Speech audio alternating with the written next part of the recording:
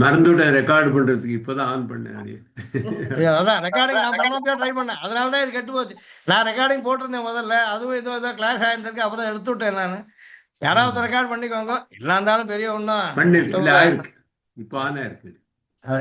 ಈಗ ಮುಕುಂದೆ ನಿಕ್ಷಿಪ್ಯ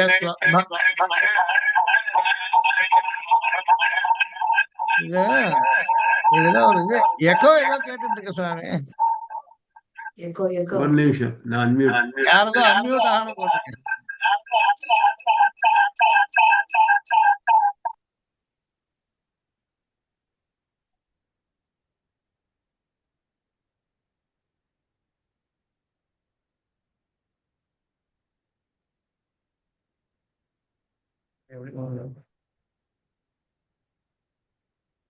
தெரியும், ஒத்தர இருக்க மாட்டேன்.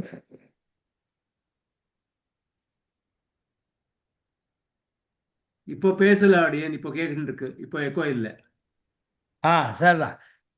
ಮುಕುಂದೆ ನಿಕ್ಷಿಪ್ಯ ಸ್ವಭರಮನಘೋ ಮುಕ್ತವದಸೌ ಸ್ವತಂತ್ರಾಜ್ಞಾ ಸಿದ್ಧಾಂ ಸ್ವಯಂ ಅವಿದಿತ ಸ್ವಾಮಿ ಹೃದಯ ಪರಿತ್ಯಾಗೆ ಸದ್ಯ ಸ್ವಪರ ವಿವಿಧಾನರ್ಥ ಜನನಾತ್ ಅಲಂಘ್ಯ ಮಾಮೋಕ್ಷಾದ್ ಅನುಸರತಿ ಶಾಸ್ತ್ರೀಯ ಸರಣಿಂ. ಮೊದಲು ಏನಂದ್ರು, ಮುಕುಂದೆ ನಿಕ್ಷಿಪ್ಯ ಸ್ವಭರಂ, ತನ್ನ ಆತ್ಮರಕ್ಷಾ ಭರವನ್ನ ಪರಮಾತ್ಮನಲ್ಲಿ ಸಮರ್ಪಿಸಿ. ಮುಕುಂದ ಅನ್ನೋ ಶಬ್ದದಲ್ಲಿ ಮುಚ್ಚ ಕುಚ್ಚ ದದಾತೀತಿ ಮುಕುಂದ ಅಂತಿದೆ. ಐಹಿಕ ಸುಖಗಳನ್ನು ಅನುಗ್ರಹಿಸ್ತಾನೆ, ಮೋಕ್ಷ ಸುಖವನ್ನು ಕೊಡ್ತಾನೆ. ಅಂಥವನಲ್ಲಿ ಪರಮಾತ್ಮನಲ್ಲಿ ಸ್ವಭರಂ ನಿಕ್ಷಿಪ್ಯ, ತನ್ನ ಆತ್ಮರಕ್ಷಾ ಭರವನ್ನು ಸಮರ್ಪಿಸಿದ್ದಾನೆ. ಆದ್ದರಿಂದ ಅನಘ, ಇವನಿಗೆ ಇನ್ನು ಮುಂದೆ ಪಾಪಗಳು ಯಾವುದು ಹಳೆಯದೆಲ್ಲ ನಷ್ಟವಾಗುತ್ತೆ, ಮುಂದಿನ ಯಾವುದು ಅಂಟೋದಿಲ್ಲ. ಅಂಥ ಒಂದು ಶುದ್ಧ ದಶೆಯಲ್ಲಿ ಇಲ್ಲಿ ಇದ್ಕೊಂಡಿರೋನು ಮುಕ್ತವ ದಸೌ ಅಂತಾರೆ. ಮುಕ್ತರಂತೆ ಸಂಸಾರದಲ್ಲೇ ಇನ್ನು ಈ ಶರೀರ ಬೀಳೋವರೆಗೆ ಇರ್ತಾನೆ. ಆದರೆ ಇವನು ಮುಂದೆ ಹೇಗೆ ನಡ್ಕೋಬೇಕು ಅನ್ನೋದ್ರಲ್ಲಿ ಸ್ವತಂತ್ರಾಜ್ಞಾ ಸಿದ್ಧಾಂ, ಪರಮಾತ್ಮ ಸ್ವತಂತ್ರ, ಅವನು ಹೇಳಿದಂತೆ ನಾವು ಅವನಿಗೆ ಪರತಂತ್ರ ಆದವ್ರು ಕೇಳಬೇಕು.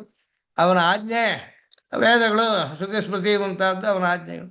ಅದರಿಂದ ಏರ್ಪಟ್ಟಿರುವ ಮಾರ್ಗವನ್ನ ಶಾಸ್ತ್ರೀಯ ಸರಣಿಂ ಅನುಸರತಿ, ಅದು ಅಲಂಘ್ಯಾಂ, ನಾವು ಮೀರೋ ಹಾಗಿಲ್ಲ. ಎಷ್ಟು ದಿನ ಅನುಸರಿಸ್ಬೇಕು ಅಂದರೆ ಆಮೋಕ್ಷಾತ್, ಅಲಂಘ್ಯಾಂ ಆಮೋಕ್ಷಾತ್ ಅನುಸರತಿ ಶಾಸ್ತ್ರೀಯ ಸರಣಿಂ. ಈ ಶಾಸ್ತ್ರೀಯ ಮಾರ್ಗ ಸ್ವತಂತ್ರಾಜ್ಞಾ ಸಿದ್ಧ, ಪರಮಾತ್ಮನ ಶ್ರುತಿ ಸ್ಮೃತಿ ಮಮೈವಾಜ್ಞೆ ಅಂತ ಹೇಳಿದ್ರೆ ಅವನ ಆಜ್ಞೆಯಂತೆ ಏರ್ಪಟ್ಟಿರೋದು. ಆದರೆ ಇಲ್ಲೊಂದು ಸಮಸ್ಯೆ ಏನಪ್ಪ ಅಂದರೆ ಸ್ವಯಂ ಅವಿದಿತ ಸ್ವಾಮಿ ಹೃದಯ. ನಮಗೆ ಪರಮಾತ್ಮನಿಗೆ ಏನು ಬೇಕು ಅನ್ನೋದು ನಮಗೆ ಗೊತ್ತಿಲ್ಲ. ಸ್ವಾಮಿ ಹೃದಯ ಏನು ಅಂತ ನಮಗೆ ವಿದಿತವಾಗಿಲ್ಲ. ಸರಿ, ತಿಳಿಲಿಲ್ಲ, ಅದರಿಂದ ಮಾಡಲಿಲ್ಲ ಅಂತ ಹೇಳ್ಬಿಡೋಣ ಅಂದರೆ ಪರಿತ್ಯಾಗೆ ಸದ್ಯ ಸ್ವಪರ ವಿವಿಧ ಅನರ್ಥ ಜನನಾತ್.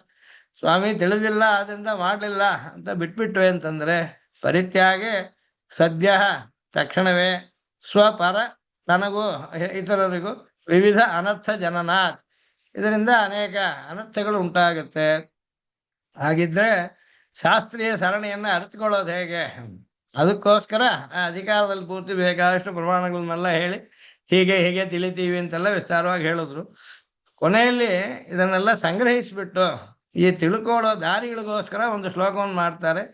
ಶ್ರುತಿ ಸ್ಮೃತ್ಯಾಚಾರೈ ಸ್ವಮತಿ ಗತಿಭಿ ಶುದ್ಧ ಮನಸಾಂ ಸುಸಂಕಲ್ಪೈ ಧರ್ಮ್ಯೈ ಕುಲಚರಣ ದೇಶಾದಿ ಸಮಯೈ ನಿಯೋಗೈರ್ಯೋಗ್ಯಾನಾಂ ನಿಯಮಯಿತು ಆದೇರಭಿಮತಂ ನಿಮಿತ್ತ ಸ್ವಪ್ನಾದ್ಯೈರಪಿ ನಿಪುಣಮನ್ವಿಚ್ಛತಿ ಬುಧ. ಈಗ ಇವತ್ತು ನಾವು ಹೇಳಕ್ ಹೊರಟಿರೋದಿದ್ದೇನೆ, ಪರಮಾತ್ಮನ ಆಜ್ಞೆಯನ್ನು ಮೀರಬಾರದು. ಅದು ಯಾವಾಗ ಸಾಧ್ಯ ಅಂದರೆ ಪರಮಾತ್ಮನ ಆಜ್ಞೆ ಏನು ಅಂತ ಗೊತ್ತಿದ್ರೆ ಅದನ್ನು ತಿಳ್ಕೊಳ್ಳೋದಕ್ಕೆ ನಮಗೆ. ಪರಮಾತ್ಮ ಹೇಳ್ತಾನ ಗೀತೋಪದೇಶದಲ್ಲಿ ಅರ್ಜುನನಿಗೆ, ಹೀಗೆ ಮಾಡು, ಹೀಗೆ ಮಾಡಬೇಡ, ಮಾಮೇಕಂ ಶರಣವರಜ ಅಹಂತಾಸರೂಪಾಭ್ಯ ಮೋಕ್ಷಯಿಷ್ಯಾಮಿ ಎಲ್ಲ ಹೇಳ್ದ. ಆ ರೀತಿ ನಮಗೆ ಇಲ್ಲಿ ಹೇಳೋದಕ್ಕೆ ಎದುರಿಗಿಲ್ವಲ್ಲ. ಎದುರಿಗಿಲ್ಲ ಅಂತಲ್ಲ, ಅಂತರ್ಯಾಮಿಯಾಗಿ ಇದ್ಕೊಂಡಿದ್ದಾನೆ, ಸರ್ವವ್ಯಾಪಿಯಾಗಿ ಇದ್ಕೊಂಡಿದ್ದಾನೆ. ಆದರೆ ನಾವು ಅವ್ರನ್ನ ಅರ್ಥಕೊಳ್ಳೋದಕ್ಕೋ ಅವನೊಡನೆ ಸಂಭಾಷಣೆ ಮಾಡೋದಕ್ಕೋ ನಮಗೆ ಸಾಮರ್ಥ್ಯ ಇಲ್ಲ. ಆದ್ದರಿಂದ ಅವಿದಿತ ಸ್ವಾಮಿ ಹೃದಯ ಅಂತಾರೆ. ಸ್ವಯಂ ಅವಿದಿತ ಸ್ವಾಮಿ ಹೃದಯ. ಸ್ವಾಮಿ ನೀವು ಅನುಷ್ಠಾನ ಮಾಡಿ ಅಂತ ಹೇಳ್ಬಿಟ್ಟು ಅದಕ್ಕೆ ದಾರಿ ಗೊತ್ತಿಲ್ಲ ಅಂತ ಹೇಳಿದ್ರೆ ಏನು ಲಾಭ? ಅದಕ್ಕೋಸ್ಕರ ಕೊನೆಯಲ್ಲಿ ಸಂಗ್ರಹ ಶ್ಲೋಕದಲ್ಲಿ ಹೇಳ್ತಾರೆ, ವೇದಗಳಿಂದ ಅರ್ಥಕೋಬಹುದು. ಶ್ರುತಿ, ಅದಿಲ್ಲದಿದ್ದರೆ ಸ್ಮೃತಿ, ಆಚಾರೈಹಿ ಸದಾಚಾರ, ಶಿಷ್ಟರ ಮಹಾತ್ಮರ ಅನುಷ್ಠಾನದಂತೆ ಹಾಗೆ ಸ್ವಮತಿ ಗತಿಭಿಹಿ, ತನಗೆ ಕೂಡ ಕೆಲವು ಅಂಶದಲ್ಲಿ ಸಂಸ್ಕೃತನಾದ ಶಿಷ್ಟನಾದ ಒಬ್ಬ ಪ್ರಪನ್ನನಿಗೆ ಪರಮಾತ್ಮನೇ ಒಂದು ಸ್ಫೂರ್ತಿಯನ್ನು ಕೆಲವು ಸಲ ಕೊಡ್ತಾನೆ. ಯಾರ ಹತ್ರ ಕೇಳಕ್ಕಾಗದೇ ಇರೋ ಸಂದರ್ಭದಲ್ಲಿ ಸ್ವಮತಿ ಗತಿಭಿಹಿ, ಆ ಸಮಯದಲ್ಲೂ ಶುದ್ಧ ಮನಸಾಂ ಸುಸಂಕಲ್ಪೈ ಧರ್ಮ್ಯೈ, ಶುದ್ಧ ಮನಸ್ಕರಾದ ಭಕ್ತೋತ್ತಮರ ಭಾಗವತೋತ್ತಮರ ಸಮೀಪದಲ್ಲಿ ಅವರ ಹತ್ರ ಕೇಳ್ಕೊಡೋದು, ವಿಚಾರಣೆ ಮಾಡೋದು. ಸುಸಂಕಲ್ಪೈ ಧರ್ಮ್ಯೈ, ಅದರಲ್ಲಿ ಕುಲಾಚಾರ, ಕುಲ ಚರಣ ದೇಶಾದಿ ಸಮಯೈ ಅಂತ ಹೇಳ್ತಾರೆ. ಕುಲಾಚಾರ ಅನ್ನೋದು ಅವರವರ ವಂಶ ಪಾರಂಪರ್ಯವಾಗಿರ್ತಾ ಇರುವ ಸದಾಚಾರಗಳು. ಚರಣ ಅಂತ ಹೇಳೋದು ಯಾವ ವೇದಕ್ಕೆ ಸೇರಿ ಯಾವ ಶಾಖೆಗೆ ಸೇರಿದವರು. ಶಾಖೆಗಳಿಗೆ ಚರಣ ಅಂತ ಹೆಸರು. ಚರಣ ವ್ಯೂಹ ಎಂಬ ಗ್ರಂಥದಲ್ಲೇ 4 ವೇದವಾಗಿ ವಿಭಾಗ ಮಾಡಿದ್ದು, ಒಂದೊಂದು ವೇದದಲ್ಲಿ ಎಷ್ಟು ಶಾಖೆಗಳು, ಎಲ್ಲಿ ಯಾರು ಹೇಳ್ತಾರೆ ಅದನ್ನ ಇದೆಲ್ಲ ಹೇಳಿದೆ. ಚರಣ ಅನ್ನೋದು ತನ್ನ ಶಾಖೆಗೆ, ವೇದ ಶಾಖೆಗೆ ಅನುಗುಣವಾಗಿ ಕುಲಾಚಾರ, ವೈದಿಕಾಚಾರ ಅವರವರ ವೇದ ಶಾಖೆಗೆ ತಕ್ಕ ಆಚಾರ, ದೇಶಾಚಾರ ಯಾವ ಜಾಗದಲ್ಲಿ ಇರ್ತೀವೋ ಅಲ್ಲೆಲ್ಲರೂ ಹೇಗೆ ನಡ್ಕೊಳ್ತಾರೋ ಇದು ಮುಂತಾದ ಸಮಯಿಗೆ. ಇದೊಂದು ಸಮಯ ಅಂತ ಅನ್ನೋದು ಹಿರಿಯರು ಏರ್ಪಡಿಸಿರುವ ಒಂದು ಕಟ್ಟುಪಾಡು. ಅದರಂತೆ ಇವನು ತಾನು ಪರಮಾತ್ಮನಿಗೆ ಏನಿಷ್ಟ ಅಂತ ಅನ್ನೋದನ್ನ ಅರಿತ್ಕೋಬಹುದು. ಹಾಗೆ ನಿಯೋಗೈರ್ಯೋಗ್ಯಾನ, ಹಿರಿಯರಾದವರು ಶ್ರುತಿಯಲ್ಲಿ ಹೇಳುವಾಗ ಏತತ್ರ ಬ್ರಾಹ್ಮಣ ಸಂಮರ್ಶಿನ ಯುಕ್ತ ಯುಕ್ತ ಅಲೋಕ್ಷ ಧರ್ಮಗಾಮ ಸ್ಯುಹೋ ಅಂತ ಈ ರೀತಿ ಇದ್ದವರನ್ನ ಅವ್ರು ಹೇಗೆ ನಡ್ಕೊಂಡ್ರೆ ಹಾಗೆ ನೀನು ನಡ್ಕೋ ಅಂತ ಹೇಳುತ್ತೆ. ಯೋಗ್ಯಾನಾಂ ನಿಯೋಗೈ, ನಿಯೋಗ ಅಂದ್ರೆ ಆಜ್ಞೆ, ನಮಗೋಸ್ಕರ ಅವ್ರು ಮಾಡುವ ಆದೇಶಗಳು. ಅದರಿಂದ ಭಗವಂತನ ಅಭಿಪ್ರಾಯವನ್ನು ಅರಿತುಕೊಳ್ಳಬಹುದು. ನಿಯಮಯಿತು ಆದೇಹೇ ಅಭಿಮತಂ, ನಿಯಮಯಿತ ಅಂದ್ರೆ ಶಾಸ್ತ್ರ ಆಜ್ಞೆ ಮಾಡುವವನು ಸ್ವಾಮಿ, ನಮಗೆ ಸ್ವತಂತ್ರನಾದ ಪರಮಾತ್ಮ, ಅವನು ಆದಿ ನಿಯಂತ. ಅವನು ಇನ್ನೂ ಕೆಲವರಿಗೆ ಇವಾಗ ಆಚಾರ್ಯರು ಹೇಳಿದ್ರೆ ನೀವು ಕೇಳಿ ಅಂತ ಹೇಳಿದ್ರು, ಇಲ್ಲಿ ಅವರು ನಿಯಮಿತ ಆದರೆ ಪರಮಾತ್ಮ ನಿಯಮಿತ ಆದರೆ ವ್ಯತ್ಯಾಸವೇನು? ಆದೇಹೇ ನಿಯಮಯಿತು, ಎಲ್ರಿಗೂ ಆದಿ ಕಾರಣನಾದ ಪರಮಾತ್ಮನ ಅಭಿಮತಂ, ಅವನಿಗೆ ಯಾವ ಸಮಯದಲ್ಲಿ ಯಾರಿಂದ ಏನು ಮಾಡಿದ್ರೆ ಇಷ್ಟ ಅನ್ನೋದನ್ನ ಅರಿತುಕೊಳ್ಳಬಹುದು. ನಿಪುಣಂ ಅನ್ವಿಚ್ಛತಿ ಬುಧ ಅಂತ ಕೊನೆಯಲ್ಲಿ ಮುಗಿಸ್ತಾರೆ. ಚೆನ್ನಾಗಿ ಸ್ಪಷ್ಟವಾಗಿ ಬುದ್ಧಿವಂತನಾದವನು ಅರಿತುಕೊಳ್ಳಬಹುದು. ಅಲ್ಲಿ ಇನ್ನೂ ಕೆಲವು ಹೇಳ್ತಾರೆ, ನಿಮಿತ್ತ ಸ್ವಪ್ನಾದ್ಯೈರಪಿ, ಕೆಲವು ಸಲ ನಿಮಿತ್ತಗಳಿಂದ ಶಕುನಗಳಿಂದ ಕೆಲವನ್ನ ತಿಳ್ಕೊಳ್ಳೋದು, ಸ್ವಪ್ನದಲ್ಲಿ ಕೆಲವು ಸಲ ಆದೇಶ ಸಿಗೋದು, ಹೀಗೆ ಅನೇಕ ಪ್ರಕಾರಗಳಲ್ಲಿ ಆದೇಹೇ ನಿಯಮಯಿತು ಅಭಿಮತಂ ನಿಪುಣಂ ಅನ್ವಿಚ್ಛತಿ. ಈ ಬುಧ ಅಂತನ್ನೋನು ಅನಘ ಅಂತ ಆತ್ಮಸಮರ್ಪಣೆ ಮಾಡಿದ ಪ್ರಪನ್ನ. ನಾವು ಇರೋ ಅಷ್ಟು ಕಾಲ ಭಗವದಾಜ್ಞೆಯನ್ನು ಮೀರದೆ ಅವನ ಇಷ್ಟದಂತೆ ನಡ್ಕೋಬೇಕು. ಅವನಿಗಿಷ್ಟ ಏನು ಅಂತ ಅರ್ಥಕೊಳ್ಳೋದಕ್ಕೆ ಇದಿಷ್ಟು ದಾರಿಗಳಿದೆ ಅಂತ ಹೇಳಿದ್ರು ಸ್ವಾಮಿ. ಇದರಲ್ಲಿ ನಾನು ಇದನ್ನ ಹಾಕಿದ್ದೇನೆ, ಅಧಿಕಾರ ಆರಂಭ ಗಾಥಾರ್ಥ ಸಾರಬೋಧನಿ ಎಂಬ ಅಹೋಬಿಲ ಮಠದ 42ನೇ ಸ್ವಾಮಿಗಳು ಇಂಜಿಮಠೇಶಿಂಗರನ್ನವರು ಬರೆದ ವ್ಯಾಖ್ಯಾನದಿಂದ ಅದನ್ನು ತೆಗೆದು ಆ ಸಮಯದಲ್ಲಿ ಬರೆದಿಟ್ಟಿದೆ ಯಾವುದೋ ಒಂದು ಸಂದರ್ಭಕ್ಕಾಗಿ. ಆಗ ಇಲ್ಲಿ ಇದರ ಒಂದು ಬರೀ ಒಂದು ಸೂಕ್ಷ್ಮವಾದ ಒಂದು ಸಂಗ್ರಹವಾದ ರೂಪವನ್ನ ಇವತ್ತು ಗಮನಿಸೋಣ. 5 ಕಾರಿಕೆಗಳು, ಶ್ಲೋಕಗಳು ಸ್ವಾಮಿಯೇ ಮಾಡಿದ್ದಾರೆ ಇದರಲ್ಲಿ. ಇದನ್ನು ಅರ್ಥಕೊಳ್ಳೋ ವಿಷಯದಲ್ಲಿ ಆಜ್ಞಾನುಜ್ಞಾ ವಿಭಾಗೇನ ದ್ವಿಧಾ ಶಾಸ್ತ್ರೀಯ ಪದ್ಧತಿ ನಿಗ್ರಹಾನುದಯಾಯಾದ್ಯ ಪರಾ ತತ್ತತ್ಫಲಾಪ್ತಯೇ. ಇದು ಮೊದಲ ಶ್ಲೋಕ. ಶಾಸ್ತ್ರೀಯ ಮಾರ್ಗ ಅಂತ ಹೇಳಿದ್ರಿ, ಶಾಸ್ತ್ರೀಯ ಪದ್ಧತಿ ಹೇಗಿರುತ್ತೆ ಅಂದ್ರೆ ಇದನ್ನ ಸಂಗ್ರಹಿಸಿ ಆಜ್ಞಾ ಪದ್ಧತಿ ಅಂತ ಒಂದು, ಅನುಜ್ಞಾ ಪದ್ಧತಿ, ಆಜ್ಞಾ ವಿಧಿ, ಅನುಜ್ಞಾ ವಿಧಿ. ಆಜ್ಞಾ ಅನುಜ್ಞಾ ವಿಭಾಗೇನ ದ್ವಿಧ, 2 ಪ್ರಕಾರ ಶಾಸ್ತ್ರೀಯ ಪದ್ಧತಿ. ಇದರಲ್ಲಿ ಆಜ್ಞಾ ವಿಧಿಯಂತೆ ನಾವು ಮಾಡೋ ಕಾರ್ಯಗಳು ಆಜ್ಞಾ ಕೈಂಕರ್ಯ, ಅನುಜ್ಞೆ ಅಂತ ಮಾಡೋದು ಅನುಜ್ಞಾ ಕೈಂಕರ್ಯ. ಈಗ ಆಜ್ಞಾ ಕೈಂಕರ್ಯದಲ್ಲಿ ಏನು ವೈಶಿಷ್ಟ್ಯ, ಅದಕ್ಕೆ ಲಕ್ಷಣವೇನು ಅಂದ್ರೆ ನಿಗ್ರಹ ಅನುದಯಾಯ ಆದ್ಯ. ಇದನ್ನು ಮಾಡಿದ್ರೆ ಒಂದು ಪ್ರಯೋಜನ ಅಂತಿಲ್ಲ, ಮಾಡದೇ ಇದ್ರೆ ಪರಮಾತ್ಮನ ಕೋಪ ಬರುತ್ತೆ. ಆ ಕೋಪ ಬರದೇ ಇರೋದೇ ಫಲ ಅದಕ್ಕೆ. ಈಗ ನಿತ್ಯ ನೈಮಿತ್ತಿಕ ಕರ್ಮ, ಸಂಧ್ಯಾವಂದನಾದಿಗಳು, ಬ್ರಹ್ಮಯಜ್ಞಾದಿ, ಭಗವದ್ ಆರಾಧನಾ, ಇನ್ನು ಆಯಾ ಕಾಲಕ್ಕೆ ಅವರವರ ಅಧಿಕಾರಿಗಳಿಗೆ ದೇವ ಕಾರ್ಯ ಪಿತೃಕಾರ್ಯಗಳನ್ನೆಲ್ಲ ಮಾಡಬೇಕಾದ್ದು. ಇದು ನಿತ್ಯ ನೈಮಿತ್ತಿಕ ಕರ್ಮ, ಭಗವತ್ ಪ್ರೀತಿಗಾಗಿ ಸಾತ್ವಿಕ ತ್ಯಾಗ ಮಾಡಿ ಮಾಡೋದು. ಆಗ ಭಗವಾನ್ ಸ್ವಸ್ಮೈ ಸುಪ್ರೀತೆ ಸ್ವಯಮೇವ ಕಾರಯತಿ ಅಂತ ಹೇಳಿ ಆರಂಭಿಸಿ ಮುಗಿಯುವಾಗ ಸ್ವಸ್ಮೈ ಸುಪ್ರೀತೆ ಸ್ವಯಮೇವ ಕಾರಿತವಾನ್ ಅಂತ. ಆಗ ಪರಮಾತ್ಮ ಪ್ರೀತಿ ಪ್ರಯೋಜನ ಇದಕ್ಕೆ. ಇದನ್ನು ಮಾಡದೇ ಇದ್ರೆ ಅವನ ನಿಗ್ರಹ ಕೋಪ ಉಂಟಾಗುತ್ತೆ. ನಿಗ್ರಹ ಅನುದಯಾಯ ಆದ್ಯ, ನಮ್ಮ ಮೇಲೆ ಪರಮಾತ್ಮನ ಕೋಪ ಬಾರದೇ ಇರೋದಕ್ಕಾಗಿ ಅನುಷ್ಠಿಸಬೇಕಾದ್ದು ಆಜ್ಞಾ ಕೈಂಕರ್ಯ. ಎರಡನೇದು ಅನುಜ್ಞಾ ಕೈಂಕರ್ಯ ಅಂತ ಅನ್ನೋದು ಪರ ತತ್ತತ್ ಫಲಾಪ್ತಯೇ, ಆಯಾ ಫಲಕ್ಕಾಗಿ. ಈಗ ಅನುಜ್ಞಾ ಕೈಂಕರ್ಯದಲ್ಲಿ ಏನು ಸೇರುತ್ತೆ ಅಂತಂದ್ರೆ, ದೇವಸ್ಥಾನದಲ್ಲಿ ಹೋಗಿ ಪರಮಾತ್ಮನ ದರ್ಶನ ಮಾಡೋದು, ಅವನಿಗೆ ಸೇವೆಗಳನ್ನು ಮಾಡೋದು. ಈಗ ಗೋಷ್ಠಿಯಲ್ಲಿ ನಾವು ಸೇರಿಕೊಂಡು ವೇದ ಪಾರಾಯಣ ಗೋಷ್ಠಿಯಲ್ಲೋ, ದಿವ್ಯ ಪ್ರಬಂಧ ಗೋಷ್ಠಿಯಲ್ಲೋ, ಸ್ತೋತ್ರಪಾಠ ಗೋಷ್ಠಿಯಲ್ಲೋ, ಹೀಗೆ ಉತ್ಸವಾದಿ ಕಾಲಗಳಲ್ಲಿ ಅಥವಾ ಮೂಲ ಪ್ರದಕ್ಷಿಣ ಪ್ರಣಾಮಾದಿಗಳು, ಸ್ತೋತ್ರ ಹೇಳೋದು, ಇವೆಲ್ಲ ಇದು ಅನುಜ್ಞಾ ಕೈಂಕರ್ಯದಲ್ಲಿ ಸೇರುತ್ತೆ. ಅದನ್ನು ಮಾಡಿದ್ರೆ ಆಯಾ ಪ್ರೀತಿ ಉಂಟಾಗುತ್ತೆ. ಮಾಡದೇ ಇದ್ದರೆ ಅದರಿಂದ ಕೋಪ ಬರೋದಿಲ್ಲ. ಇದೆರಡಕ್ಕೂ ವ್ಯತ್ಯಾಸ ಇಷ್ಟೇ. ಆಜ್ಞಾ ಕೈಂಕರ್ಯವನ್ನು ಮಾಡದೇ ಇದ್ರೆ ಕೋಪಿಸ್ಕೊಳ್ತಾನೆ ಪರಮಾತ್ಮ. ಪರ ತತ್ತತ್ ಫಲಾಪ್ತಯೇ, ಅನುಜ್ಞಾ ಕೈಂಕರ್ಯದಲ್ಲಿ ಮಾಡಿದ್ರೆ ವಿಶೇಷ, ಇಲ್ಲದೇ ಇದ್ರೆ ಅನರ್ಥ ಬರೋದಿಲ್ಲ, ಅದರಿಂದ ಹಾನಿ ಇಲ್ಲ. ಇದು ಮೊದಲು ತಿಳಿಯಿರಿ ಅಂತಂದ್ರು. ಆಜ್ಞಾ ಅನುಜ್ಞಾ ವಿಭಾಗೇನ ದ್ವಿಧ, ಎರಡು ಪ್ರಕಾರ ಶಾಸ್ತ್ರೀಯ ಪದ್ಧತಿ. ಮೊದಲನೆಯದು ಆಜ್ಞಾ ಪದ್ಧತಿ, ನಿಗ್ರಹ ಉದಿಸದೇ ಇರುವುದಕ್ಕಾಗಿ. ಪರ ಎರಡನೇದು ತತ್ತತ್ ಫಲಾಪ್ತಯೇ, ಅದನ್ನು ಮಾಡೋದ್ರಿಂದ ಒಂದು ತೃಪ್ತಿ ಸಂತೋಷ ಏರ್ಪಡುತ್ತೆ. ಒಂದು ಭಾಗವತ ಗೋಷ್ಠಿ ಈ ರೀತಿ, ಇವತ್ತು ಈ ರೀತಿ ನಾವು ತಿರುನಕ್ಷತ್ರ ಆಚರಿಸೋದೆಲ್ಲ ಕೂಡ ಅನುಜ್ಞಾ ಕೈಂಕರ್ಯದಲ್ಲಿ ಸೇರಿದ್ದು. ಒಬ್ಬರಿಂದ ಮಾಡೋಕ್ಕಾಗಲಿಲ್ಲ, ಅದಕ್ಕೋಸ್ಕರ ಏನೋ ದಂಡ ವಿಧಿಸೋದಿಲ್ಲ ಪರಮಾತ್ಮ. ಸಾಧ್ಯವಾಯಿತು, ಆನಂದ ಸಿಗುತ್ತೆ, ಪರಮಾತ್ಮನಿಗೂ ಪ್ರೀತಿ ಉಂಟಾಗುತ್ತೆ. ಈ ರೀತಿ ಮೊದಲು ಎರಡು ಬಗೆಯದ್ದು ಈ ಶಾಸ್ತ್ರೀಯ ಪದ್ಧತಿ ಅಂತ ಹೇಳಿದ್ರು. ಆಮೇಲೆ ಅನುಜ್ಞೆಯ ಪ್ರವೃತ್ತೇಪಿ ಕ್ರಮಕೋಪಾದಿ ಸಂಭವೇ ಆಜ್ಞಾತಿಕ್ರಮ ದೋಷ ಸ್ಯಾತ್ ನಿಯಮ ಅತಃ ದುರತ್ಯಯ. ಅನುಜ್ಞಾ ಕೈಂಕರ್ಯವೇ ಆದಾಗಲೂ ಕೂಡ ನಮ್ಮಿಷ್ಟದಂತೆ ಮಾಡ್ಕೊಳ್ಳೋ ಹಾಗಿಲ್ಲ, ಅದಕ್ಕೂ ಶಾಸ್ತ್ರೀಯ ಒಂದು ಮಾರ್ಗ ಇದ್ಕೊಂಡಿದೆ. ಆಗ ದೇವಸ್ಥಾನಗಳಲ್ಲಿ ಒಂದು ಕಾಲ ವಿಶೇಷ ಇರುತ್ತೆ. ವಿಶ್ವರೂಪದಿಂದ ಆರಂಭಿಸಿ ಮಧ್ಯಾಹ್ನದವರೆಗೆ, ಆಮೇಲೆ ಬಾಗಿಲು ಹಾಕಿರೋ ಸಮಯ ಇರುತ್ತೆ. ನನಗಿಷ್ಟ ಇವಾಗ ಕೈಂಕರ್ಯ ಮಾಡ್ತೀನಿ ಅಂತ ಬಾಗಿಲು ತೆಗೆಯಕ್ಕೆ ಹೋಗ್ಕೂಡ್ದು. ಇದೇ ರೀತಿ ಕಾಲಾದಿಗಳು ಕ್ರಮ ಕೋಪಾದಿ ಸಂಭವೇ ಅಂತ. ಕ್ರಮದಲ್ಲಿ ಕೋಪ ಅಂದರೆ ಅನ್ಯಥಾ ಭಾವ. ಕ್ರಮವನ್ನು ಬಿಟ್ಟು ಕ್ರಮವನ್ನು ಮೀರಿ ಮಾಡಿದ್ರೆ ಅವಾಗಲೂ ಆಜ್ಞಾತಿಕ್ರಮ ದೋಷ ಸ್ಯಾತ್. ಆಜ್ಞಾ ಕೈಂಕರ್ಯವನ್ನು ಮೀರಿದರೆ ಏನು ಬರುತ್ತೋ ಭಗವನ್ ನಿಗ್ರಹ, ಅದು ಅನುಜ್ಞಾ ಕೈಂಕರ್ಯದಲ್ಲೂ ಶಾಸ್ತ್ರೀಯವಾದ ಒಂದು ಮಾರ್ಗವನ್ನು ಬಿಟ್ಟು ಅದಕ್ಕೊಂದು ಕ್ರಮ, ಅದಕ್ಕೊಂದು ಪದ್ಧತಿ, ಅದಕ್ಕೊಂದು ನಿಯಮವಿರೋದನ್ನು ಮೀರಕೂಡುದು. ಆದ್ದರಿಂದ ನಿಯಮ ದುರತ್ಯಯ, ಎರಡರಲ್ಲೂ ಆಜ್ಞಾ ಕೈಂಕರ್ಯವೋ ಅನುಜ್ಞಾ ಕೈಂಕರ್ಯವೋ ನಿಯತವಾಗಿ ನಿಯಮದೊಡನೆ ದೇಶ ಕಾಲ ವ್ಯಕ್ತಿ ಕ್ರಮ, ಅದು ಪೌರ್ವಾಪರ್ಯ, ಮೊದಲು ಯಾವುದು ಆಮೇಲೆ ಯಾವುದು, ಹೇಗೆ ಈ ರೀತಿ ಆ ನಿಯಮಗಳನ್ನು ಮೀರುವಾಗಿಲ್ಲ. ಎರಡೂ ರೀತಿಯಾದ ಕೈಂಕರ್ಯದಲ್ಲೂ ಆಜ್ಞಾತಿಕ್ರಮ ದೋಷ ಭವತಿ ಯದಿ ಕ್ರಮ ಕೋಪಾದಿ ಸಂಭವ ಭವತಿ. ಅತಃ ನಿಯಮ ದುರತ್ಯಯ, ನಿಯಮವನ್ನು ಮೀರದೆ ಹೇಗೆ ಹೇಳಿದ್ಯೋ ಹಾಗೆ ಮಾಡಬೇಕು.